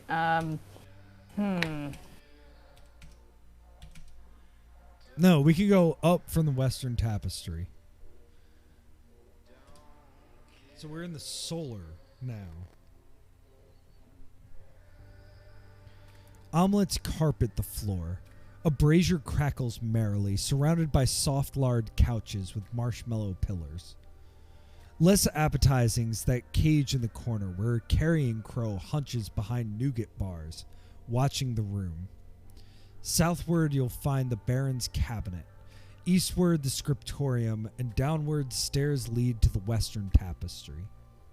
Oh man, I want to look at that crow and that brazier. Also, a lard couch. Yeah, it's pretty rough. When soldiers lose their guts in a war, crows find them on the battlefield. Now, here's a crow fed on burst bellies aplenty. Its feathers drip with carrion. Its beak's a splintered bone. Its eyes are ruby hemorrhoids in its head. Let me out, caws the crow. I'll eat intestines when I'm free. They'll keep me in this cage to cage my appetite. Release me, let me out. Well, let's look at the nougat first. A birdcage filigreed with a white nougat, more priceless than white gold. Most birds would peck right through the bars, but not the crow enclosed. It's only got an appetite for guts, and it turns its beak up at everything else. You bite into a nougat bar. It breaks. Out! Out! The carrion crow caws. Release me! Let me out! Release me now! Now! Caws the crow. All right, it is the name quiet. of God on the hearts of little children.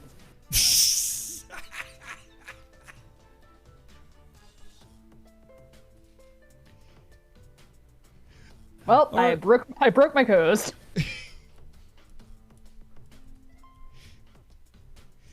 All right, quiet, you noisy bird. It takes a moment to chew through this much nougat. You work until you've nibbled a hole large enough. The crow flapping an impatient whirlwind inside the cage, not waiting for one instant to smash through once you've finished. Guts! Guts! I want guts! Caws the crow, flying east to the scriptorium. Well, shit, let's follow this crow. Obviously. Wisdom stored here, the richest this world knows. How to cook well. Locks, bookcases abound with shelves exceptionally stocked. You'll find more than one page worth your perusal if you're after instruction in how to prepare, say, 4 more courses for a feast. Westwards passes the solar, eastward lies the bower, and southward you'll walk out onto a balcony.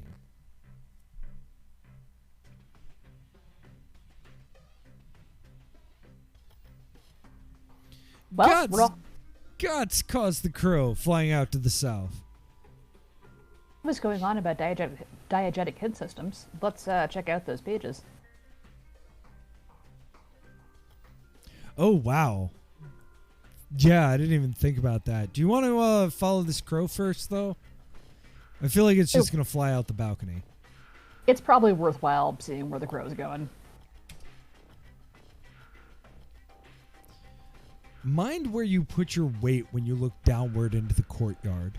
This wafer's balustrades, not the thickest, with purlines for posts. Northward you could return indoors into the scriptorium. You arrive just in time to see the crow rise into the night sky, flapping southward beyond the castle walls. Crows always know where to find a slaughter. Oh, I Bye, bet it's crow. heading for the corpses that are stuck in the chocolate bog. Interesting. I have a feeling it'll stay there for a while. I mean, free chocolate and free guts. Let's check out the balustrade. Yeah, we had the same thought. Before our gardener reclaimed the yard, here's where this castle's pretender would stand, beside the balustrade, to greet supplicants gathered underneath. Few now brave pilgrimage. Pretender. Yeah, so the eastern I cannot remember the word for it, wall rug talked about like the last queen was a pretender to the throne. Mm-hmm. Quick work indeed. Upon meeting your tongue, the wafer's porous bread practically melts. More resilient, the purlines, whose balusters crunch as biscuits should crunch. Hazelnut chocolate fills their spiral tubes. You've bitten them to stumps now. Look at that. This balustrade barely remains. All right, so we clearly need to eat the rest of it. Hardly much left to nibble here. Lick your finger clean and press it to the stumps. Some crumbs stick. Lick that finger clean. The slightest hazelnut flavor lingers. Ooh, are these the fancy little spiral cookies? Yeah. Oh, I love them shits. All right, yeah, eat that whole balustrade. You've eaten every purline. All right, well, you want to jump off the balcony? Oh, yeah, sure. Why not? I feel like that must have been because like the crow flew away toward that direction, and we could eat the balustrade. So like, can we jump down onto the corpses? Oh, and impale ourselves on the spikes. What's that bald in your throat? A lump? My dear, gulp down your fear and jump. Skyward you leap, earthward you fall, and with a leafy smash you crash into the salad greens, crowning the castle gardener. Courtyard, atop Jenny Lettucehead. Sweet nectar. What supreme salad is this? Arugula, ripe tomatoes, avocados in creamy halves, croutons larger than cannonballs, diced apples and poached pears, and parmesan sprinkled as liberal as you please. Olives roll underneath your feet. Toasted walnuts might stub your toes. Everything's drizzled well with truffle oil vinaigrette. Jenny's not unaware you're on her head. She groans aloud. All now right. is it time? I think it's time. With vegetation all around, you dive forward into the ground. No ground at all, but leaves layered on leaves enwrapping Jenny's giant head. Burrow and bite. Your jaws find purchase everywhere. Shred, swallow again. Claw clumps and gobble them until they're gone. Vines slither heavenward to dislodge you. Do it again. Jenny, I'm eating your head. Now, what's this underneath your gobbled greens? Alfalfa sprouts? They burst through shredded foliage, unfurling budded follicles. Fistfuls are yours to yank and chop, devouring more than bushels would bind, than bales would hold. You'll have more arugula, more lettuce leaves, more salad greens. What's that? Not long enough? Jenny's vines strain to reach you, and she roars. Your jaws drip mulch. Fibers entwine your teeth. You crunch more lettuce leaves. You eat more salad greens. You dive deeper until you bite broccoli. Floret's forest another layer under the arugula. Raw, steamed, cheddar-dipped, creamed broccoli, varieties that vanish down your throat in twinkling. Oh, she's displeased, mighty displeased. Burrow more, and asparagus reveal their rainbow stalks, their latticed lace beneath the lettuce leaves, tinged with ultramarine and rosy pink, finely stippled, mauve and azure, dripping butter with every bite. Firm, exquisite asparagus, prepared to be swallowed. Eat, darling, delay for nothing now you're on her head. Caterpillars, at their most industrious, would struggle to chew rifts such as you have through Jenny's head. She's pockmarked, semicircles edging each hole bitten by your teeth. Leaves strain under your weight. You're sinking deeper into her salad. Layers collapse, veined networks shred. Branches batter your face as you tumble past lettuce leaves. Inside Jenny Lettucehead. At her core, Jenny's chambered. Roots trace through her walls, and what should beat amongst her leaves but an artichoke heart?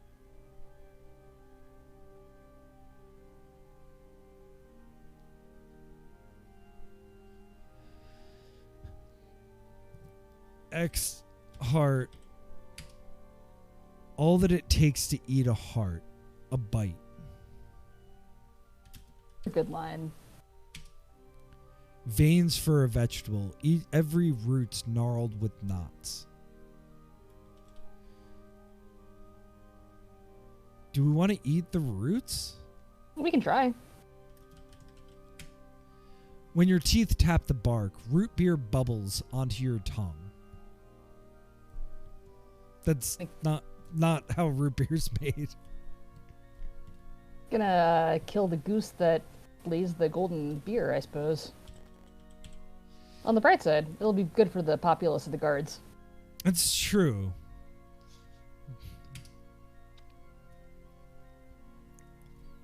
Yes, ma'am. Even a peck.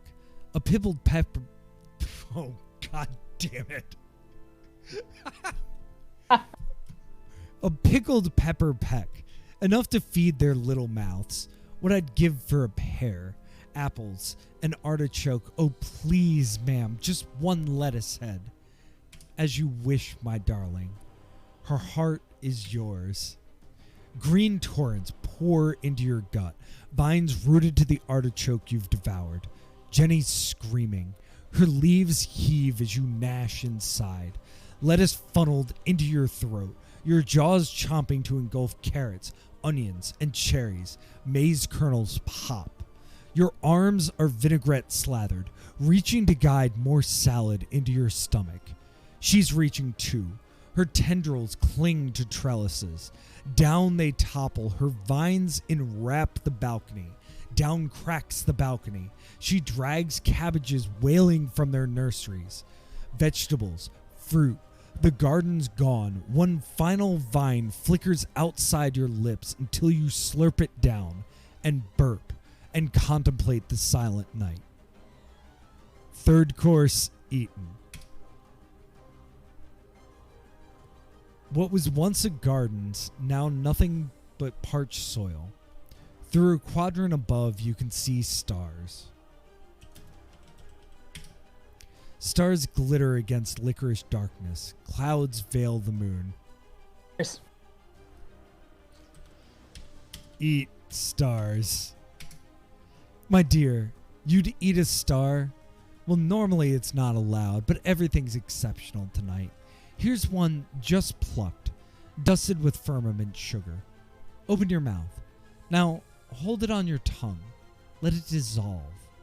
As light and pure as love. You're glowing. Did you know? Spread your fingers before it fades. Your palm lines shine. You start to dim. Even stars have endings. I was not expecting that to work. I had a feeling that it would. Do you want to try eating clouds? Yeah. Draw a deep breath, deep as you can. Clouds move across the sky, pulled toward your mouth. They're drifting down. Inhale, inhale. Their whipped cream floats into your throat, whipped by a gentle nighttime breeze into the lightest confection. You've swallowed them, and now the moon's energized. Emerge. You try moonshine, my dear? I'll warn you, there's a kick to it. How dare you warn me? Don't threaten me with a good time. All right, darling, tilt back your head. Open your mouth and let the moonshine stream into your throat. There. That's the kick. Didn't expect your skull to spin? Are those your own eyes bulging, or has someone swapped them for a larger size? Pound on your chest, steady your legs. Cough, gasp until you've caught your breath. You'll taste nothing more potent than moonshine poured straight from the crater. One moonbeam's enough for one night, I should think.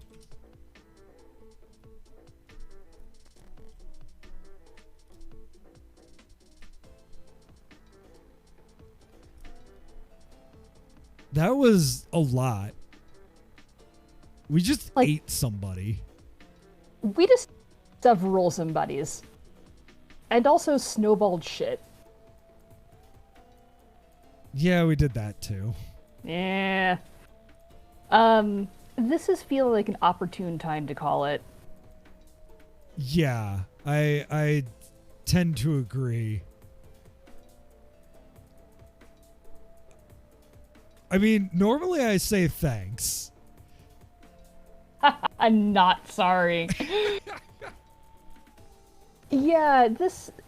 Imagine trying to, like, one-shot this in a sitting. Oof, it's too much. You couldn't do it. I think that 3 and 3 is just about the right balance. And next week, we will have our thoughts. Well, you've gotten now an impression of this. It's almost impossible to describe the actual effect, right?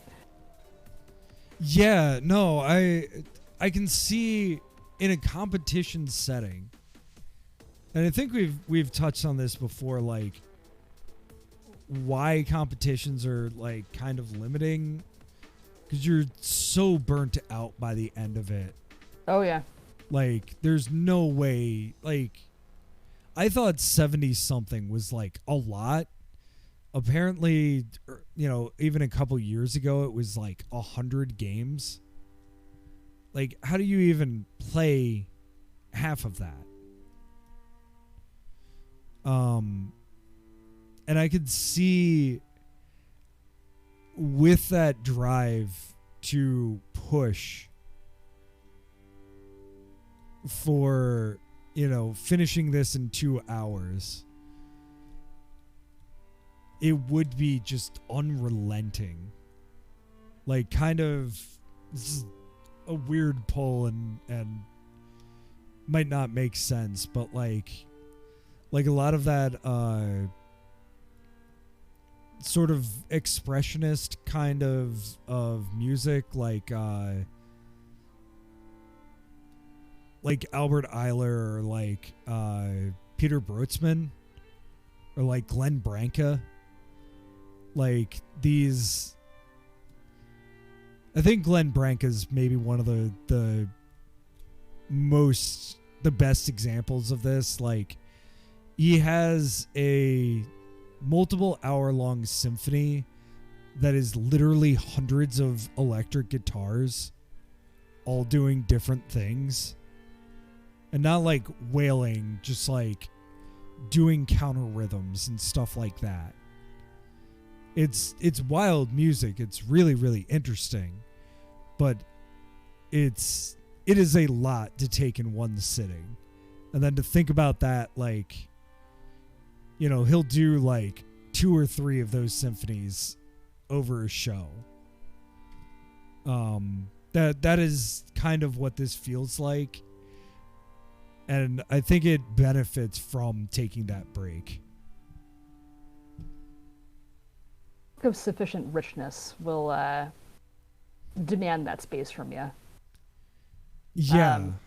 Let me remember to save. Oh God, I could not.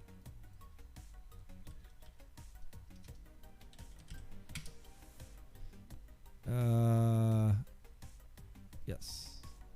Sure. No.